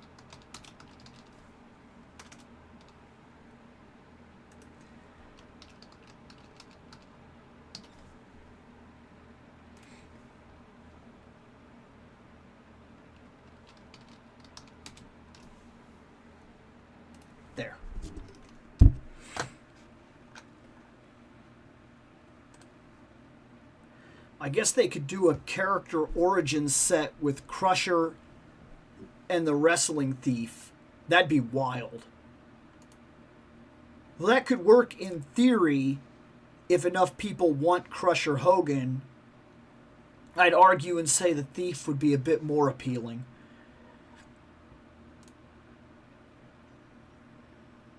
It's finality anyway. Spider-Man beats Batman. Actually, that brings up a real question. If Batman operates in the same city as Spider-Man and Spider-Man encounters Batman, would Spider-Man be okay with how Batman operates? Would Spider-Man tolerate that? Because he doesn't tolerate the Punisher. Batman is not lethal, but he does go overboard sometimes. Speaking of, I asked a very specific question while we had ahead of him. I'm kind of surprised we haven't gotten a proper Shadow King. Oh, no, I agree. I'm actually surprised we never got a solid, like an actual Shadow King. That surprised me too, because yeah, we got his head. And then, like, I thought for sure that we were, like, moving in that direction, because why wouldn't we be? You've already done the head. I thought you were throwing me a hint. And then I never saw anything. Batman is Gotham City, which is New Jersey, so it's a different place than Daredevil. So, Batman and Superman hang out. They're not in the same city. To some people online.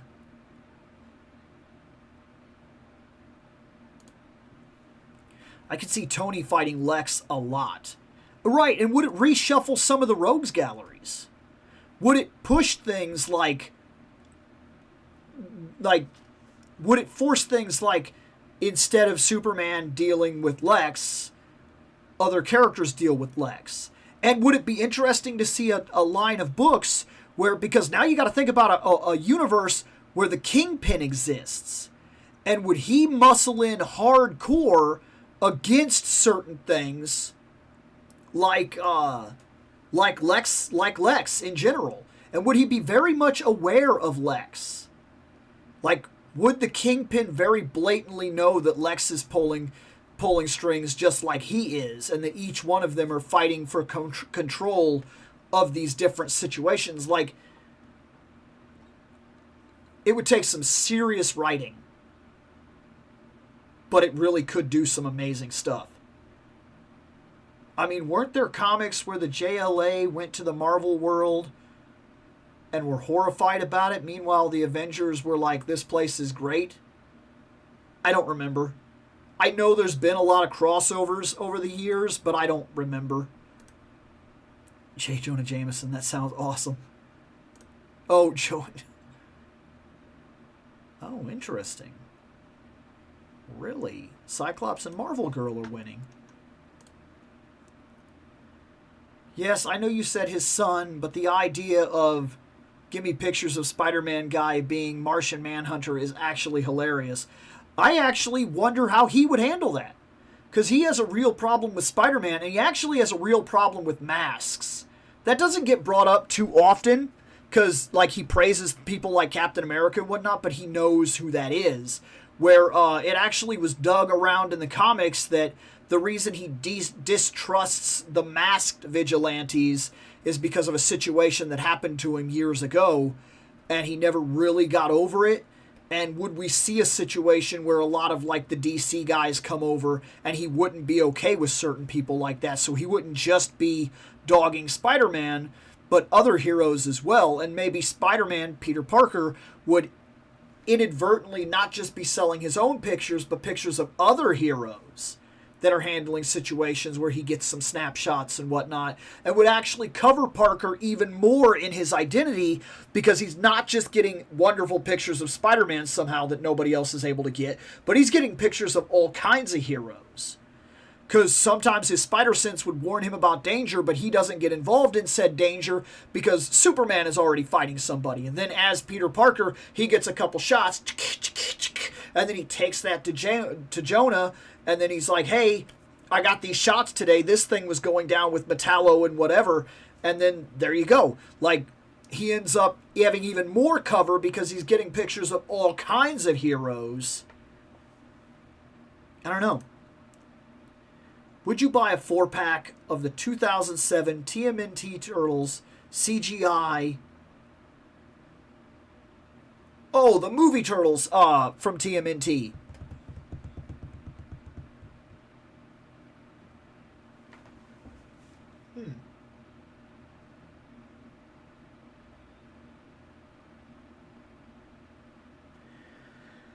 I do kind of like those turtles. That's tough. It like it actually is. That's tough. That's not a bad question. A 4-pack of the 2007 TMNT CGI Turtles. I might. If that was a thing, and depending on who did it, I might. That doesn't sound like a bad idea, in all honesty, and I don't think we've ever got that before.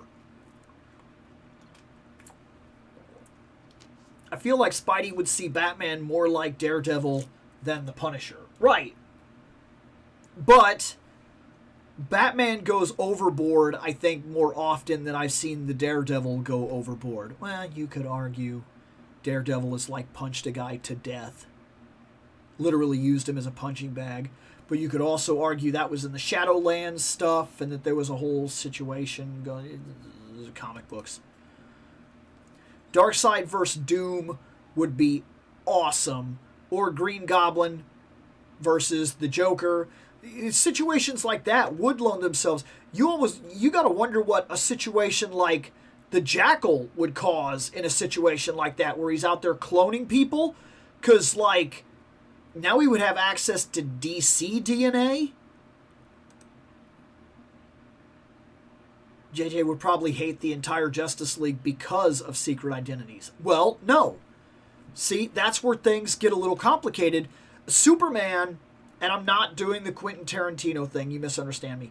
Superman doesn't have a secret identity. Not to the public. Batman has a secret identity. It's very blatant. You can look at Batman and go, yeah, but who is he really? There's a question to be asked there.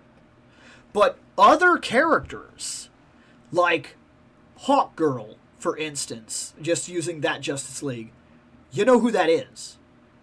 It is actually Hawkgirl, for what it's worth. Like, she's not trying to be somebody else. You know, when Guy Gardner shows up, he's Guy Gardner. He's not trying to be anybody else. Hal and Kyle are like the only two that are like trying to hide who they are. They like have masks. But like Superman doesn't wear a mask. He's Superman. And in all of his interviews and whatnot, when they do talk to him, he tells them, I am Kal-El, I come from Krypton. He even lists his freaking weaknesses. Like, he doesn't have a secret identity, as far as the public is concerned. Because I always see this all the time. They're like, how come they can't tell that Clark Kent is Superman? Nobody's looking for Clark Kent to be Superman. Nobody. Nobody goes, who is Superman when he's not Superman? Nobody's asking that question realistically because he shows up, he is Superman, he tells you his name is Superman, he tells you he is Kal-El, he doesn't hide his face. You can look right at him and see who he is. He's Superman. He's Kal-El. He's right there. He's right there. And he never presents himself as having any secrets. Nobody's looking for who he is. And Wonder Woman, Diana, she's Diana of Themyscira.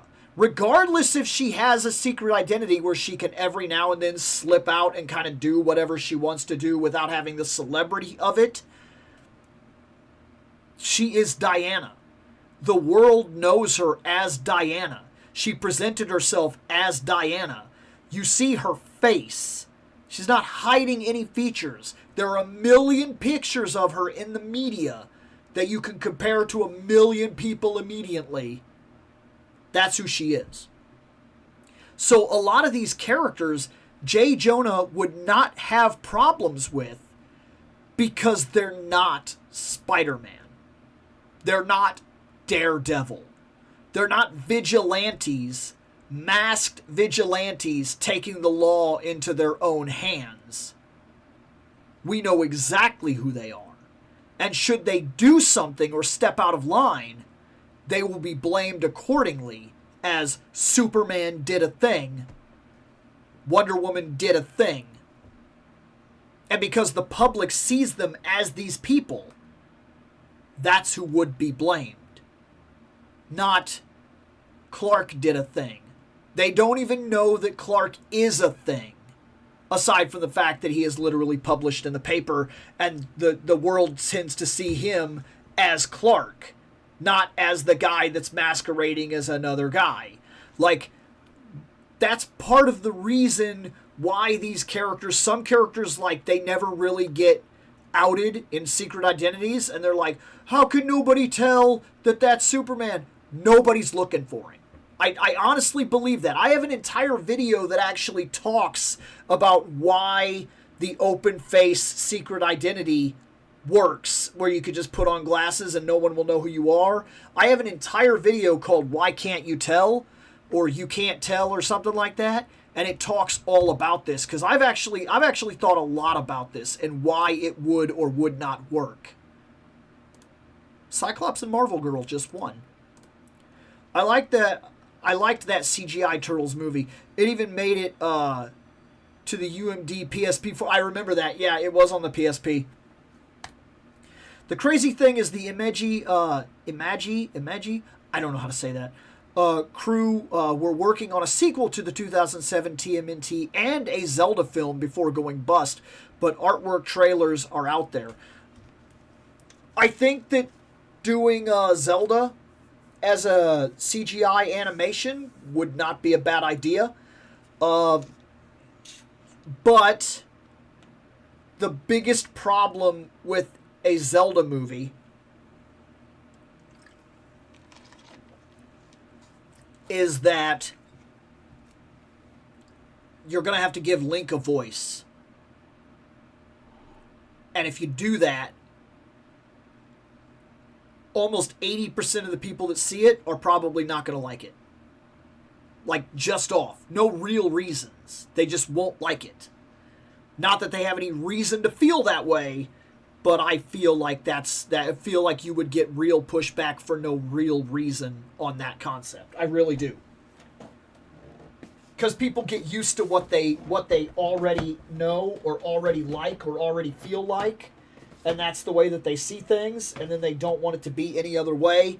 And Zelda is one of those things where everybody already has their own inner idea of how a character should sound or be, and that character has been silent forever.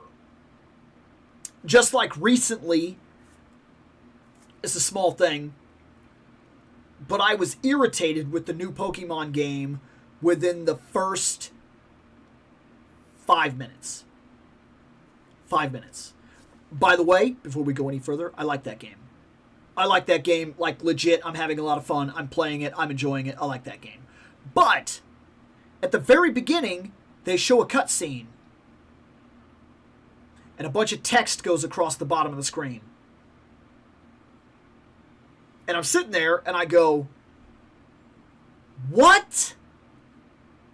This is a Switch game and a Switch 2 game. It is the newest generation of Pokemon. It is a sandbox game contained to a single city. So it's not like Scarlet and Violet. It will work, and it does work. I've yet to see anything that I don't really like about it or anything that feels off to me. I'm enjoying the game a lot. And while I'm playing it, I can't help but get this feeling like we have had voice acting in video games since PlayStation 1. And every character is still silent. I understand the main characters or whatever don't talk. But come on. By now, these characters should be voice acted. And Zelda should be too. And the closest we've ever got to a Zelda being like fully voice acted still really played Link up as like a mute, which I feel is bizarre. Like, he should speak. By now, he should have a voice, whether people like it or not. Like, and I get that it's the link between you, the player, the character, the avatar, but like, if you're going to keep adding story instead of just making it an offhanded, here's an adventure sandbox, if you want to expand the story, then the guy that I'm using needs to be able to speak words. Like, he needs to interact with the story and become part of the narrative. And he's not. He's just experiencing what everybody else is doing until he goes off to do his own silent thing. And he's not even a mute. He's like going, rah, rah, rah, rah, rah. Just, he needs to talk. Like, some of these games blow my mind with how far behind they are and how they refuse to evolve. Because changing even one thing would bring backlash. Because people don't like anything to change. But some things, it's time. Okay? It's time. It's overdue, even. I can imagine Daily Bugle and Daily Planet being business rivals. I would like that. Then Superman working there gets leaked. And Jonah gets annoyed. Wish we had a superhero among us. You can't do that too early. You're thinking about like 20 years. Comic books are a weird thing, man. Look how long it took to out Peter Parker. Like, you can't just... You would be an old man by the time you got to read that storyline. Right. I'm honestly excited about the live-action Zelda coming out and the Mario Galaxy movie, too. I liked that last Mario movie. I also look forward to seeing the next Mario movie. Definitely. I'm still iffy about Zelda and how they're going to handle it. Because if Link is a mute, I don't understand how we're going to do that. He needs to speak, but the second he does, you're going to have a million people going, that's not Link.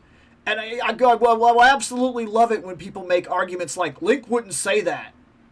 Wouldn't say anything.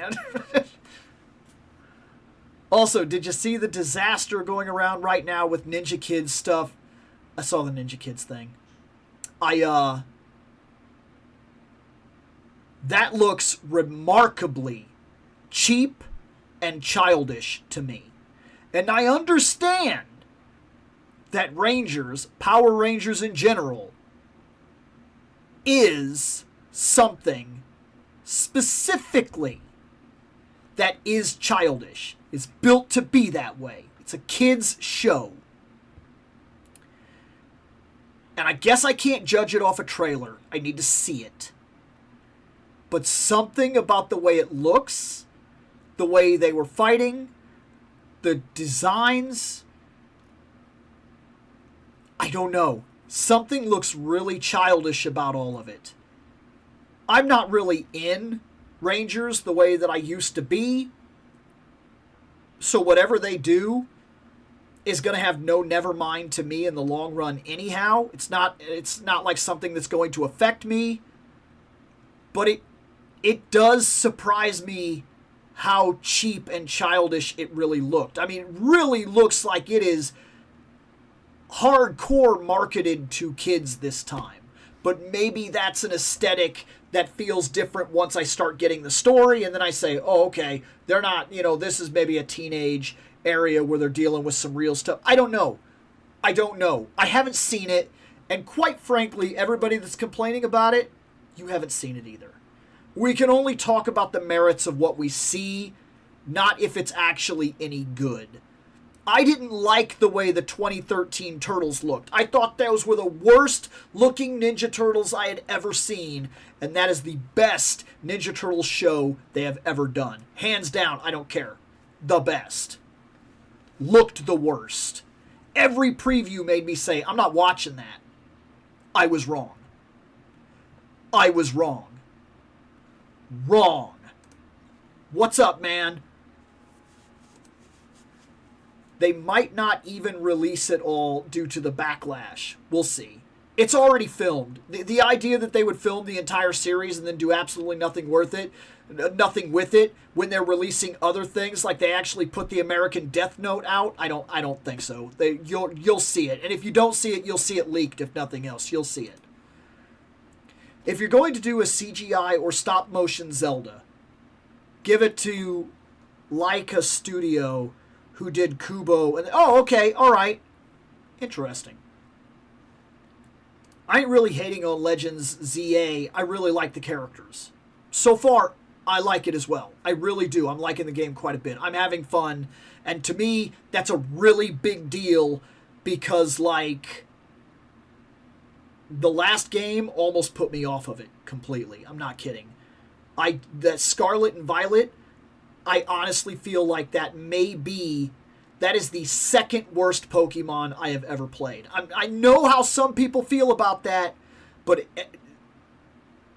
art is subjective, and video games fall into an art category. Some games speak to you, some games do not.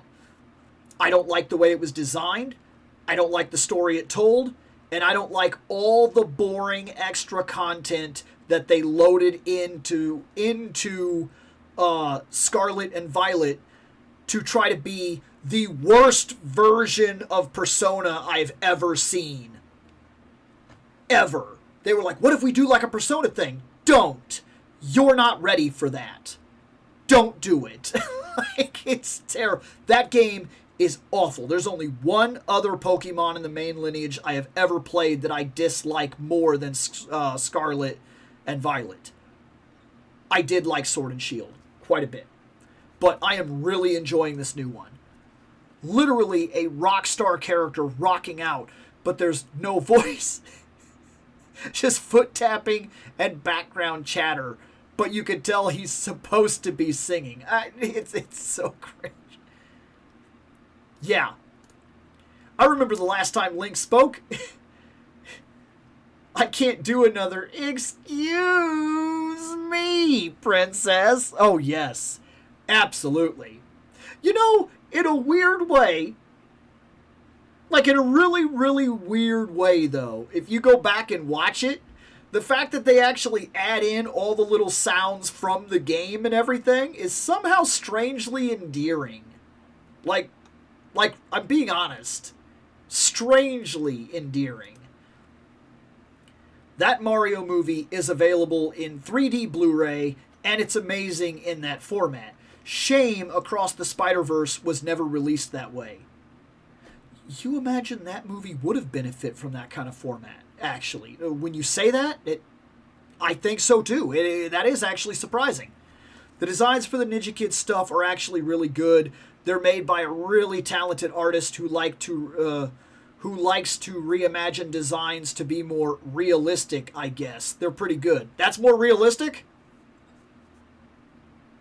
You and me have very different ideas as to, because I'm not. It looks like a kid's show to me. What makes a better series? Sega Golden Axe or Rastan Saga? If they would do Golden Axe seriously, I would watch Golden Axe start to finish, no contest. The idea of Golden Axe, that Axe Battler is like this warlord that dethrones the king and throws all this stuff into ruin, and that he murders the family of Tyrus Flare, so she has a legitimate reason to go after him. Gilius Thunderhead ends up getting involved and stuff like everybody has this story that's very 1980s barbarian in a very chaotic, brutal world. For barbarian stuff to work, it needs to be in a barbaric world. The world, you are just trying to survive this world. And everything is out to kill you. From man to nature to animal to the unknown. It's all out to get you. Even when it's pleasant, you can't be certain. There's a brutality to barbarian mythologies. Okay? And Golden Axe has the absolute idea. Even the idea of the Golden Axe, which could actually be a weapon, the Golden Axe, that actually has a certain kind of power, and not necessarily that men can wield it and become too super ridiculous strong, because you don't want to play with an idea of power creep, but because you want to keep it on a Conan the Barbarian level. He's a man, he can overcome this magic, but he's a man, he's always in danger. You play that aspect with 3 different warriors that are all coming from 3 different lifestyles that come together through a situation. That could be one of the best series ever, because you can literally tell 3 different stories, just like kind of what they were doing with The Walking Dead, when they split everybody up and they started telling this story, and this story, and then after a while they would all merge and come into the one main thing, which a lot of people didn't like that storytelling, but let's at least be honest about the situation. You got a lot more character stuff from having 3 different stories. You play that with Golden Axe, and it could do a lot of favors, because you could watch the fall of Tyrus's family. You could watch the situation that brings Gileas Thunderhead in. You could watch the situation. It's good. Like, I think it would work very, very well. But you have to be careful with playing around with something like Golden Axe, because you also can't turn it into some sort of mockery, which I think would be very easy to do. And I've even heard the rumors that Golden Axe is actually going to be a series, and that they want to do it as a comedy. That is a disservice if they do that. Even if I watched it and liked it, that is a disservice to Golden Axe. Transfer into Suits, though, that's kind of bad. Then again, people behind it said that Hasbro didn't give them a single penny. There are fan projects with no money that have better costumes than what I've seen. I don't care. It's not an excuse. It's not a viable excuse. Do people still care about Power Rangers at this point? Over here, the fandom has dipped dramatically. The backlash came from the fact that the trailer was filled to the brim with AI. They fed the designs to AI when the designer is... Here's the issue. It's not going anywhere. I know people are mad about it, but AI is literally a tool that is made for Hollywood. I'm not kidding. And the stronger it gets, the more it will be used. And the more you'll start to see it, and the more it is used, the more intelligent it gets, the more it will be able to fill in gaps where, like, if people are complaining about things like, oh man, the Justice League movie had some of the worst CGI I'd ever seen in my entire life. Well, with, like, AI assistants that could do the first wave of all effects for you, and then you can go in and touch them up digitally with a human eye and fix some of the mistakes that the AI makes, that would cut the production of CGI and things of that nature down so dramatically that things for, like, television and whatnot, you better get used to it, because I'm telling you, AI ain't going nowhere. Expect to see it a lot more in TV. A lot more.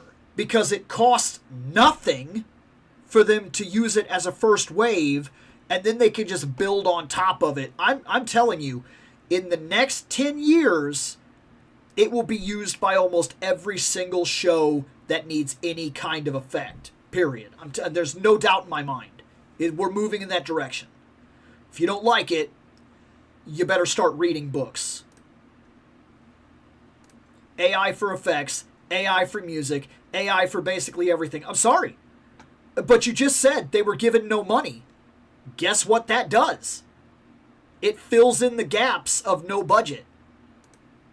I'm sorry. I know you don't like it, but it's here. It's coming. It's at your doorstep. It's knocking on the door. It wants in, and somebody has already opened the door. It's here now. I will say the concept for the Ninja Kid suit is on a wildly different level than what the suits ended up looking like.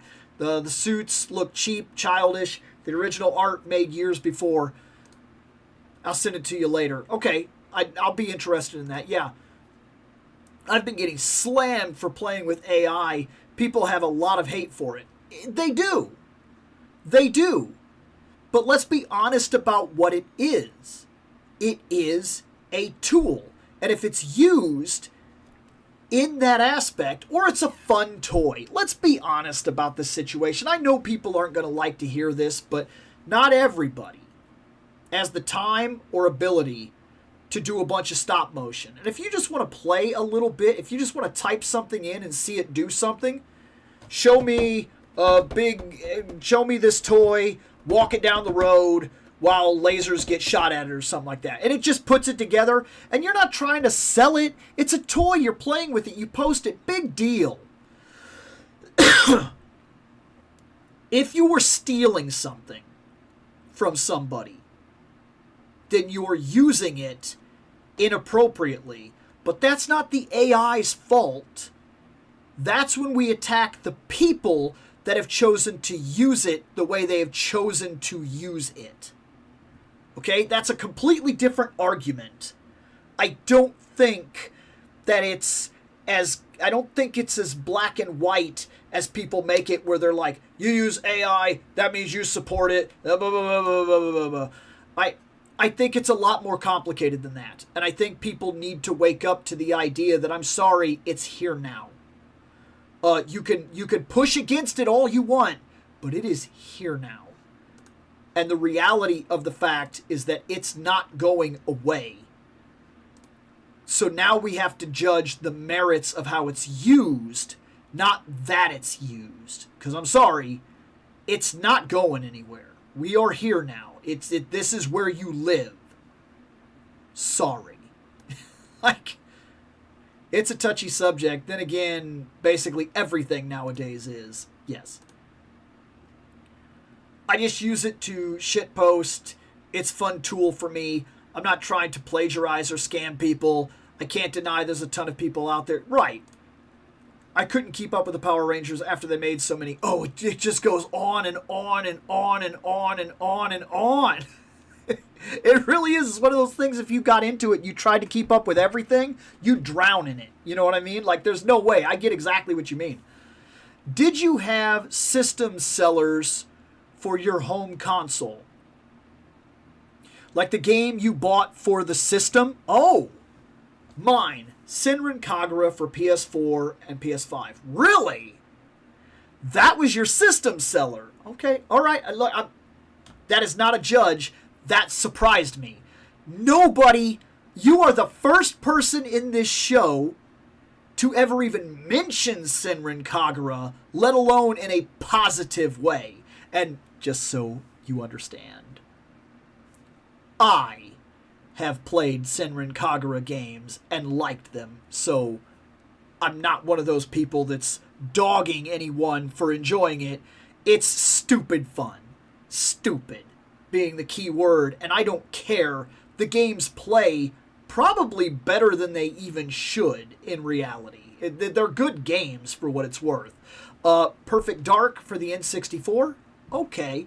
And Space Channel 5 for the Dreamcast. Do I have games that sold the system? That's... Alright, first off, I'm 41. So let's track that back. I didn't buy the Nintendo.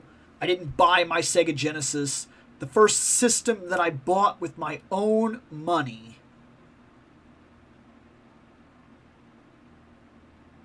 PlayStation 2. Most of the other systems were like Christmas gifts and things of that nature. The first system I bought with my own money, had to take it out of my own pocket, that was the PlayStation 2. And I bought it the day that I saw that they released Final Fantasy X. That's what I wanted it for. Final Fantasy X, PlayStation 2. After that, the Xbox I bought for KOTOR, Knights of the Old Republic. I just bought the PS3. I didn't think anything of it. I just bought it.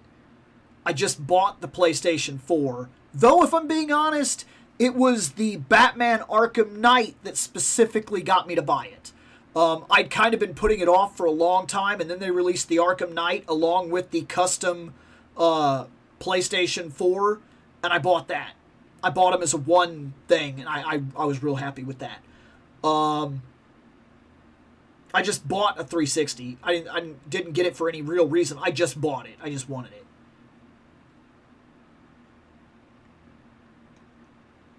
Most of the time, no. Most of the time, I just bought systems. But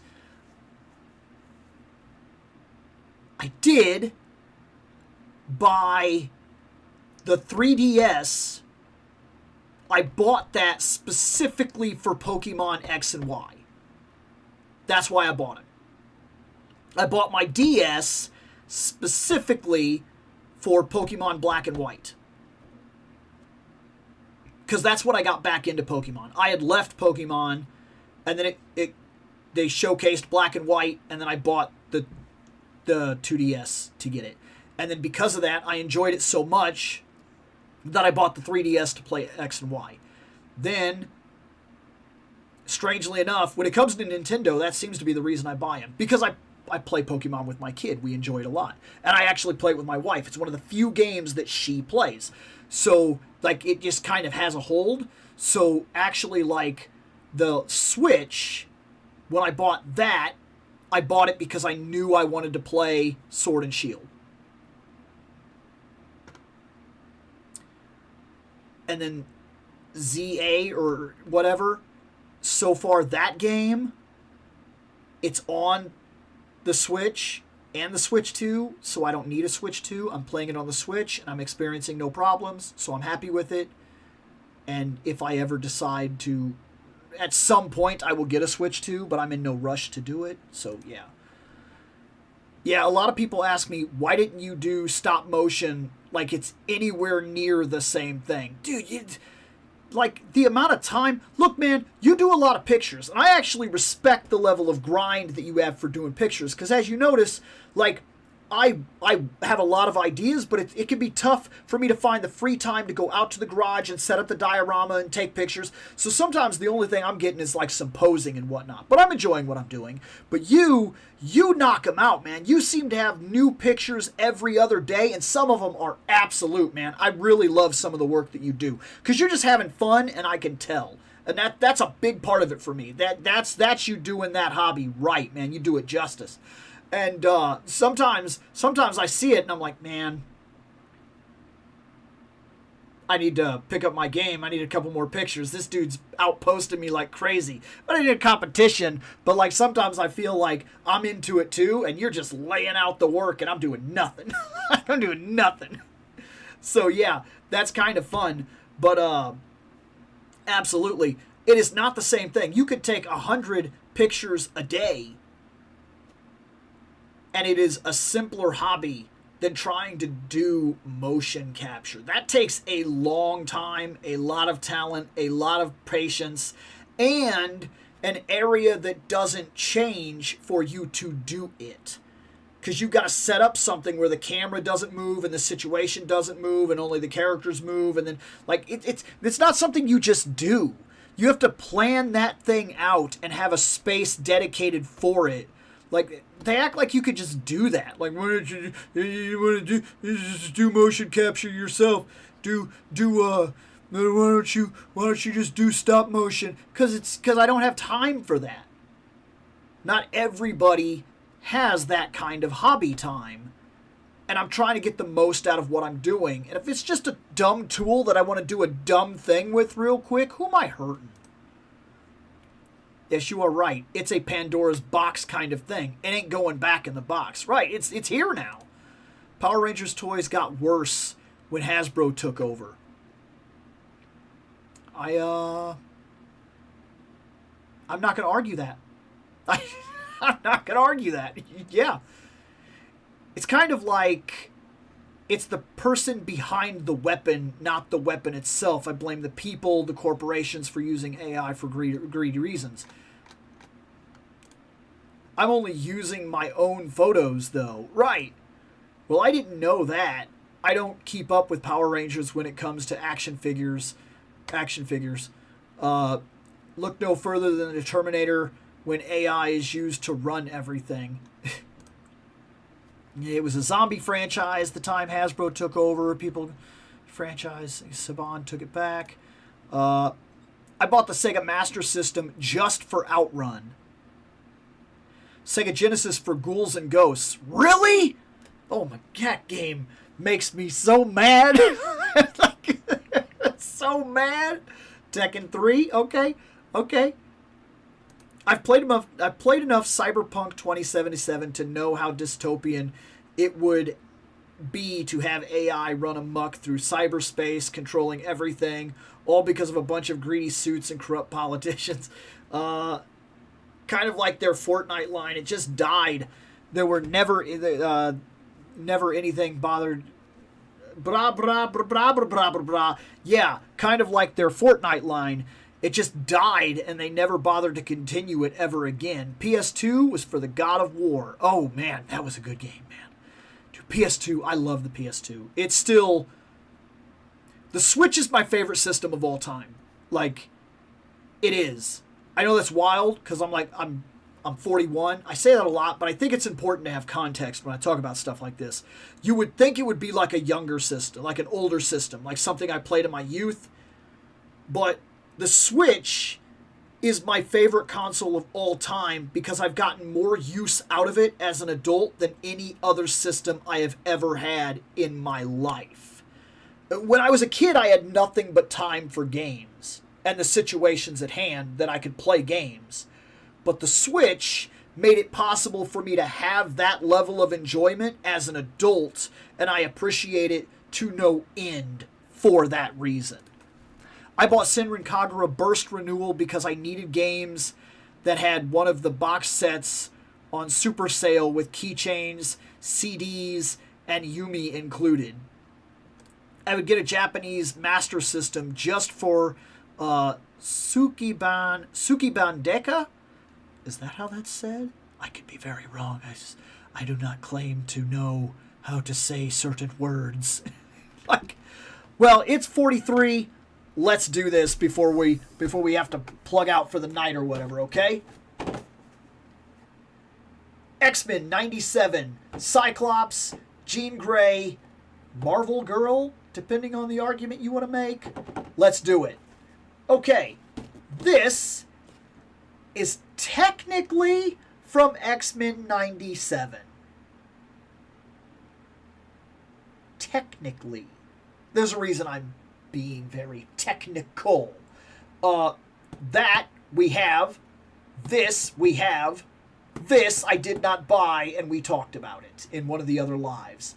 I don't know if I'll get to that, and I'll end up cutting it out and putting it in. Even though by the time I turn it into a chapter, everybody will have already bought that thing, and what I say has no merit one way or another. I don't care. That's not the way this show works. I just be talking about toys when I get to them, okay? That's the way I do that. Now, the reason I say this is from X-Men 97, technically, is because, yes, I'm not trying to do a spoiler here, so I won't tell you exactly what's going on. I'll just tell you that at the end of X-Men 97, they go back to the 80s costumes. That's pretty cool. And it gives us an excuse to see these characters this way, and that's really cool. I'm not arguing that. But why did they choose this pack? You know why. Because this is straight out of the Dark Phoenix. It's exactly what this is, okay? This is the end of the Dark Phoenix saga, where they also went back to these costumes. She looks like this.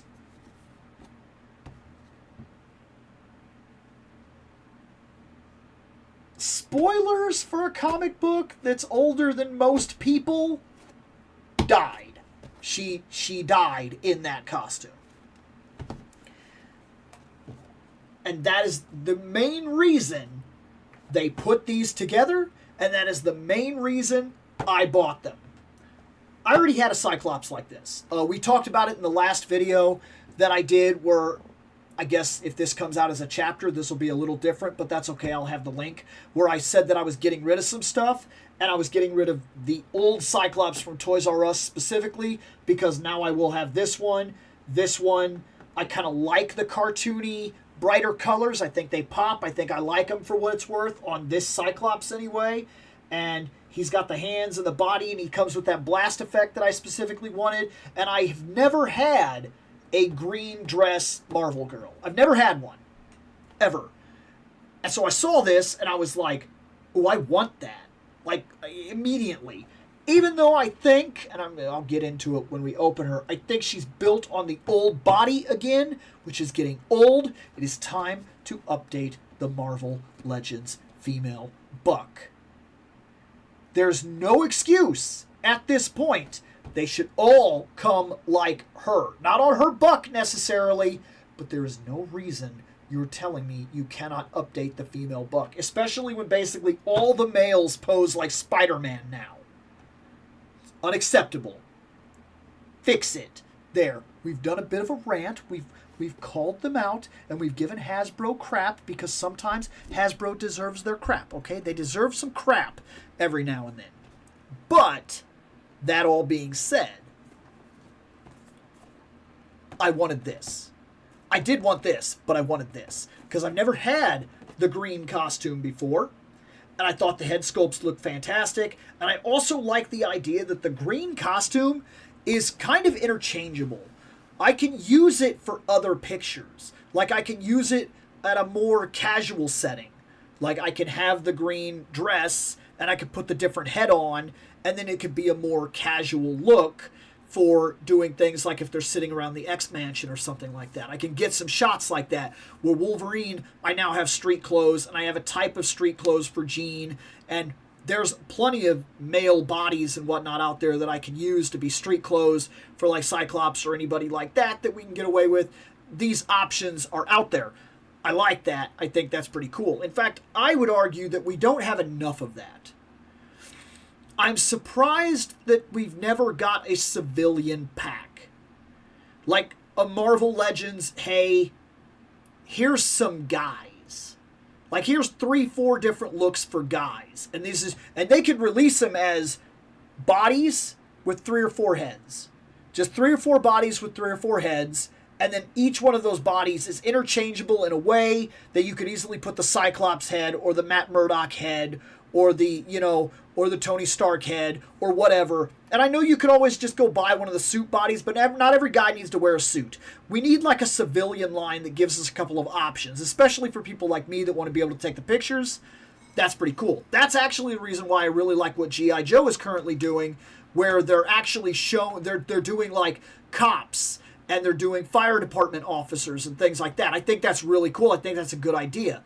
Can I afford to buy them at like $30 per or $40 per one character and then try to get like 6 or 7 of them? No, I can't do that. Not realistically. I don't have the money.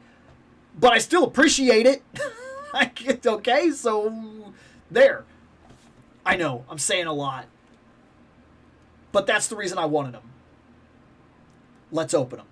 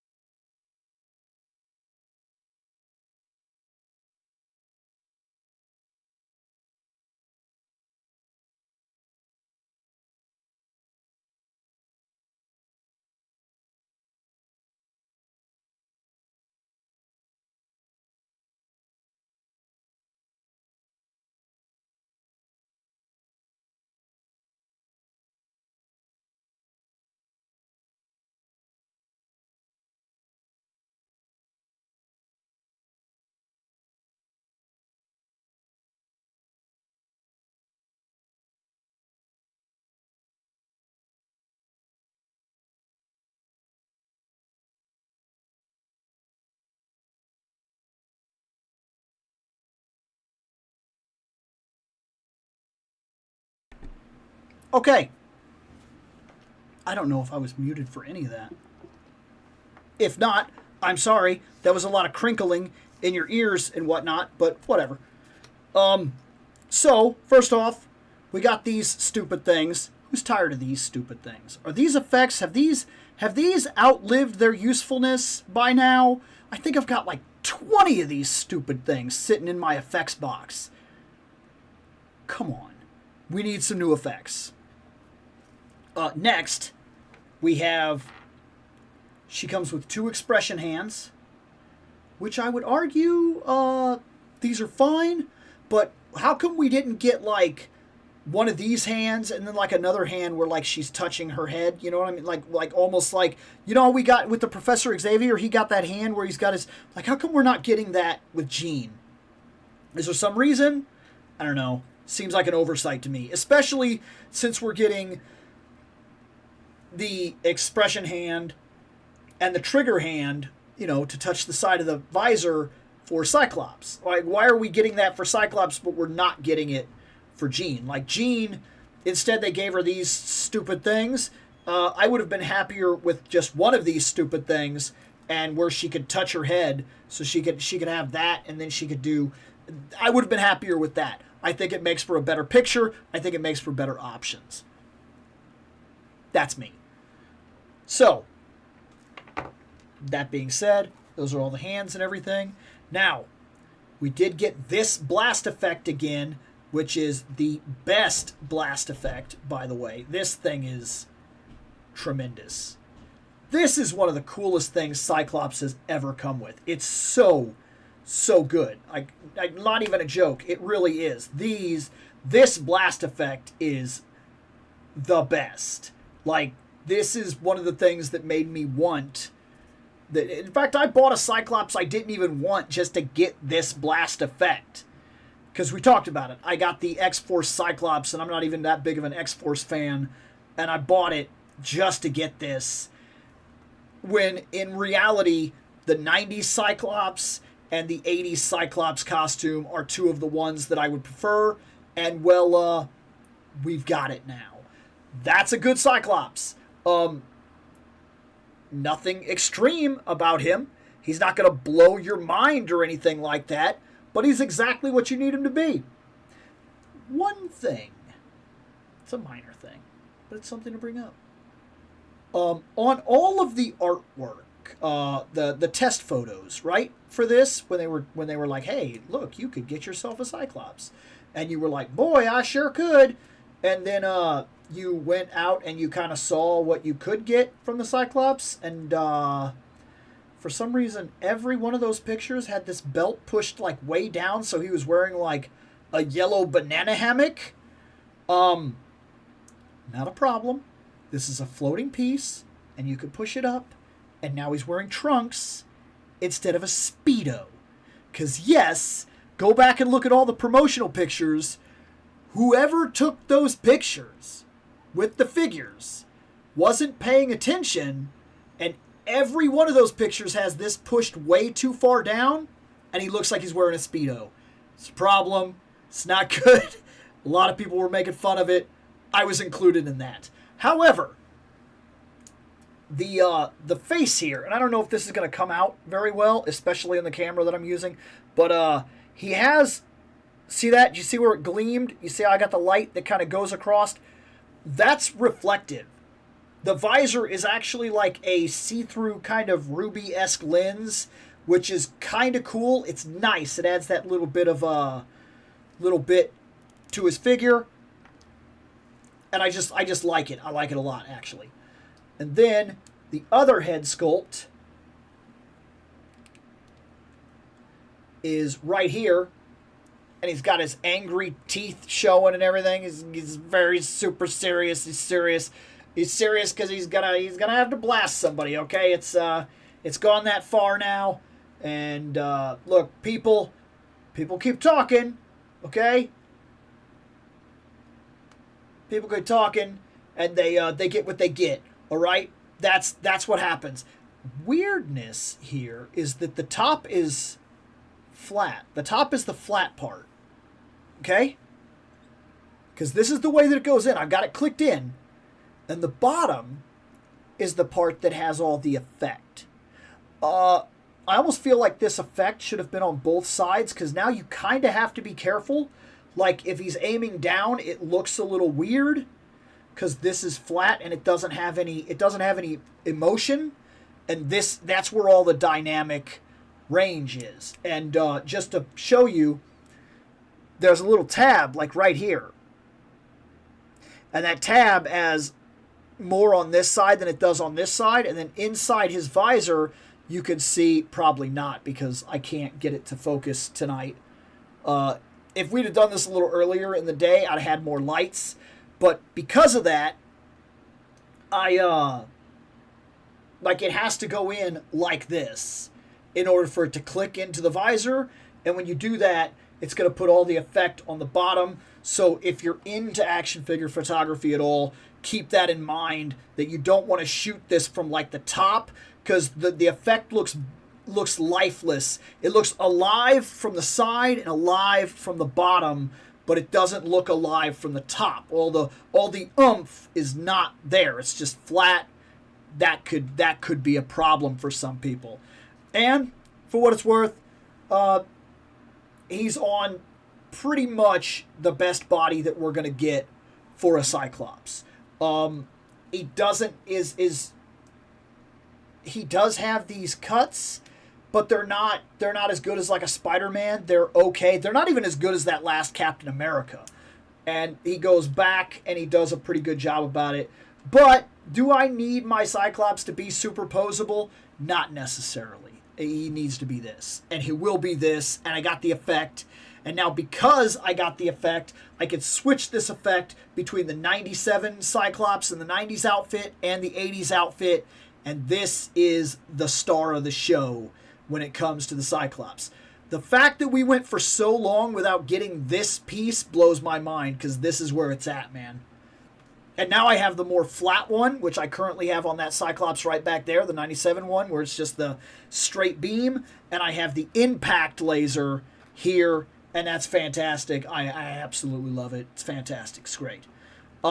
Next, Jean Grey, Marvel Girl. They give her the, it's not just yellow, it's gold, and it's got a nice shine to it, too. Her hair has a nice flare to it. It's nice. Her color really pops. She looks like she came out of a cartoon.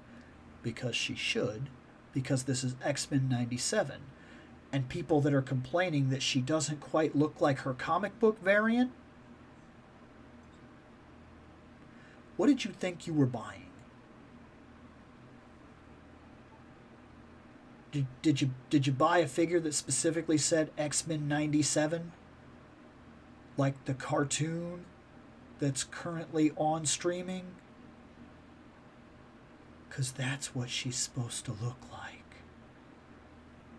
I don't understand the complaint. It's weird. It's weird that they complain like that. I like that they put this one black line. I kind of like that.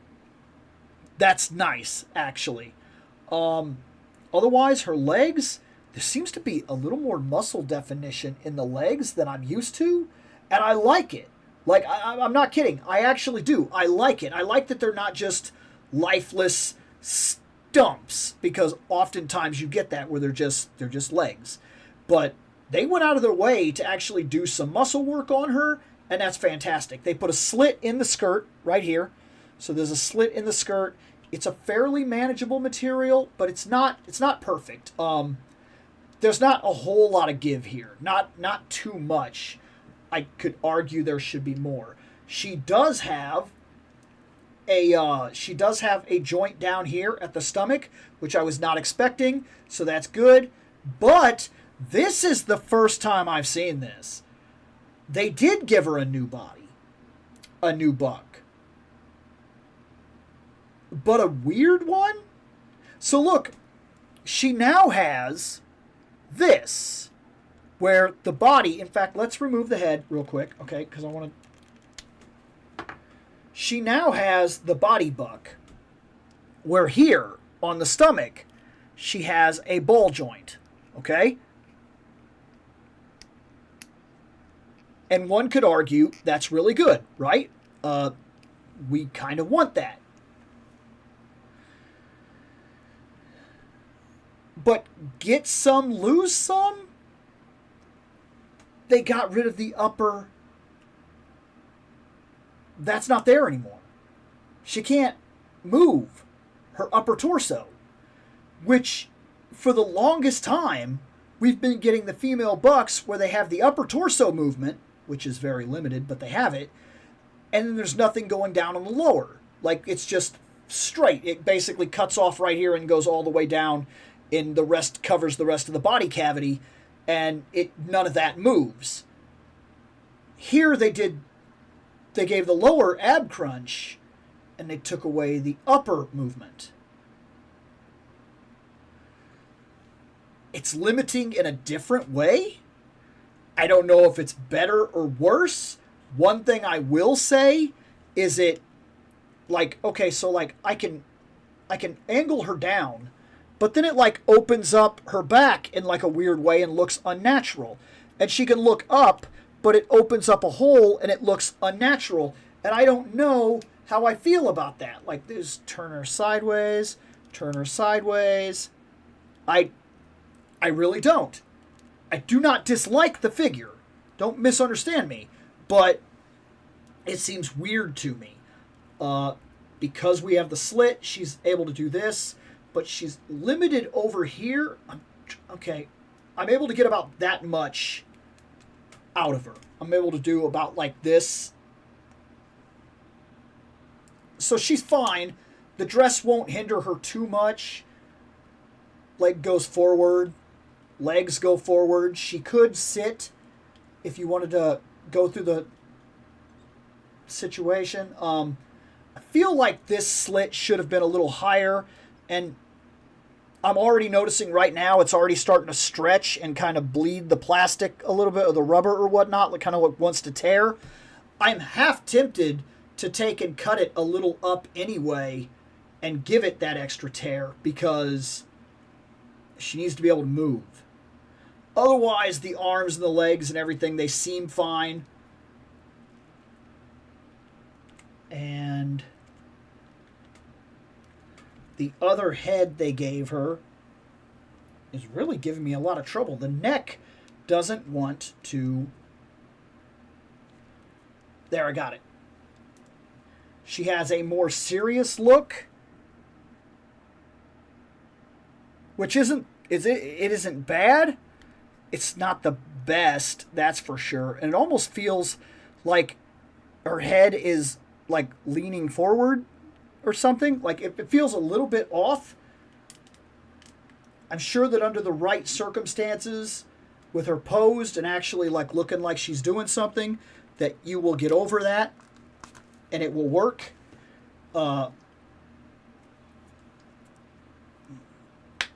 There. Definitely the head that they put on her as the base is the better head in terms of the way that it looks. But I'm not saying that this is bad. I'm saying that it looks a little funny. And the hair is still like, it's just a thing with Marvel Legends. They really need to start kind of taking a hint from Jada and changing the way the hair is done. Because the hair is always in the way with female figures. They try little things like where they puff it out and things like that, but it never really works.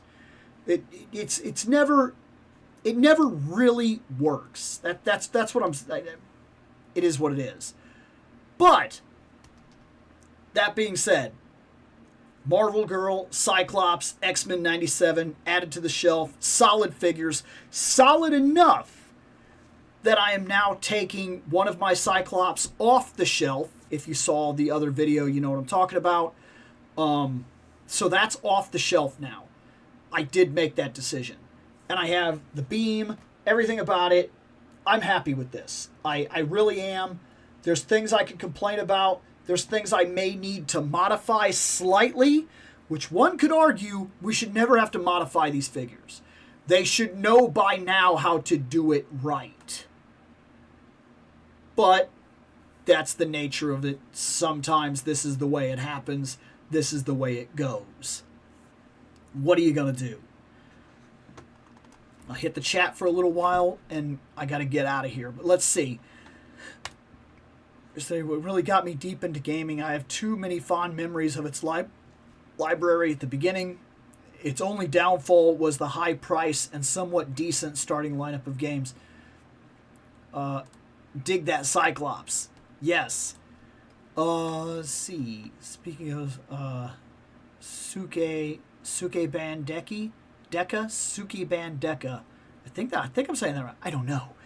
I remember watching some episodes of the third season live action years ago. Going by the interviews with Dwight from Marvel Legends team, they are fully aware of people wanting the female Bucks to be updated, and that's something they are looking going forward. They should. It's about time. Bill is in the 90s G.I. Joe era, which is a complete reverse to the start of the line. Things like extra weapons, bright colors, and gimmicky action figures are disliked by 80s fans, but loved by 90s. Interesting. Interesting. Actually, now that you say that, though, that makes sense. Look, I was born in the 80s, but I really grew up in the 90s, so that probably does fit, because, like, I know in the 80s it was a little more like G.I. Joe kind of started as a little bit of more of a serious line, like, you know, they're all like army guys type of ideas, and then it kind of went into the insane for a while there, where there was just like some crazy stuff going on, like some really fantasy stuff, and it did not work well with some people. I get that.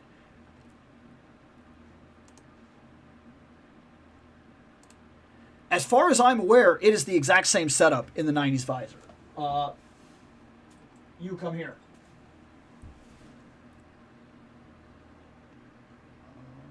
It seems to be about the same. It would go this way.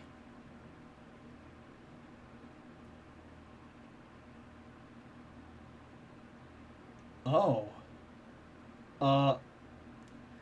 It feels like I would have to force it. I don't like that.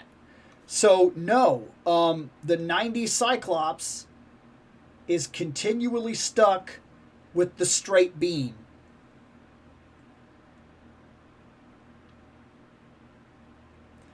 There must be a way to do it if you would like to modify it, though, because I've even seen displays where people are using this one with this blast, but no, offhand, the two blast effects are different in the way that they connect. They don't. That does kind of suck. I'm still happy to have that blast effect, but I wasn't expecting that. That kind of sucks a little bit. Let's see.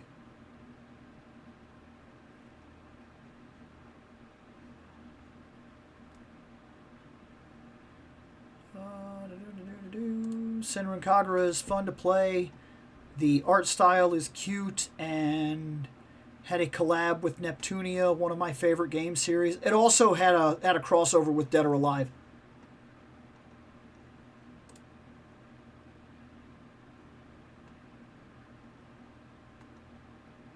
Let's see. Again, 50 years. Da, da, da. Oh my, what happened? I honestly was not aware of the content of Senran Kagura because I bought the game on sight of the front cover, which is pretty wholesome, artsy, and bridal formal style. I got the secondhand PS3 purely for Persona games.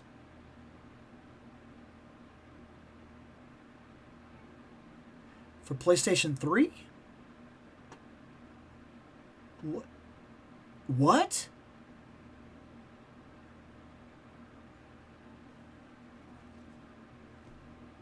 What Persona was on the PlayStation 3?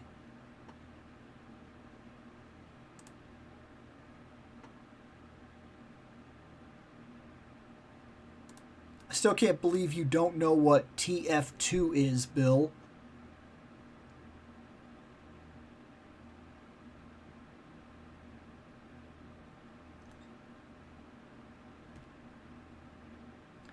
TF. I mean, Team Fortress 2. I mean, that's fine, but I didn't play it. Almost forgot. I've gotten into writing recently. I've got like 3 characters of a story written right now, and I have gotten rave reviews from friends and family. That's cool. Writing is tough to stick with, man. Keep going.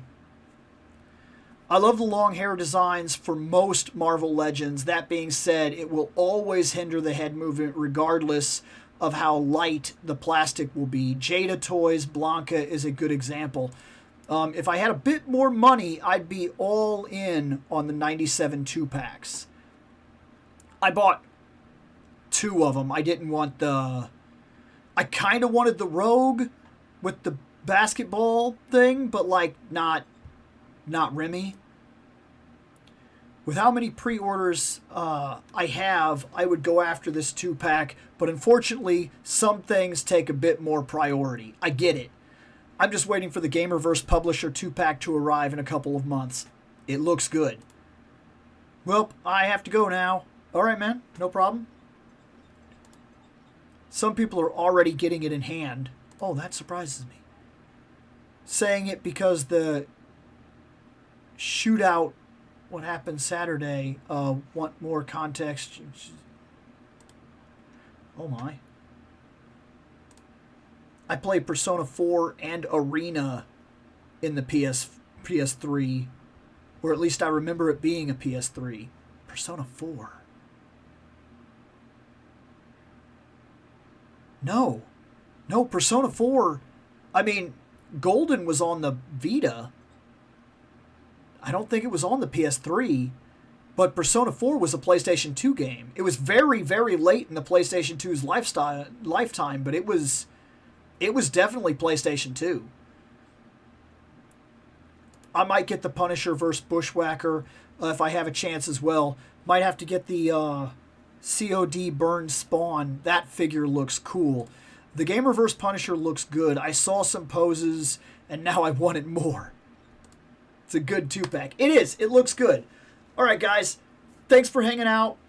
I am going to head downstairs. I got a couple of things I got to take care of before I lay down for the night. But that's another Wednesday in the bag. And we will come back next Wednesday, as far as I'm aware. If any of that ever changes, I'm trying to make this a regular Wednesday thing.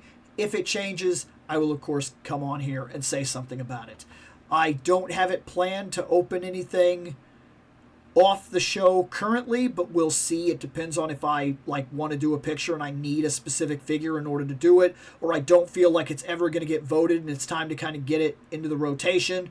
We'll see. But for right now, I really do like these. I'm enjoying them. I like the way this works. I like the interaction. I like the show. I like the way we talk and everything. I like the interactions and having the toys and a chance to kind of talk about memories and things like that. Thanks for hanging out. I think it also helps to do this on Wednesday. It kind of reinvigorates me because here I am. It's already Monday. It's Tuesday. It's Wednesday. I'm already getting a little tired of the whole work, the grind. We all understand.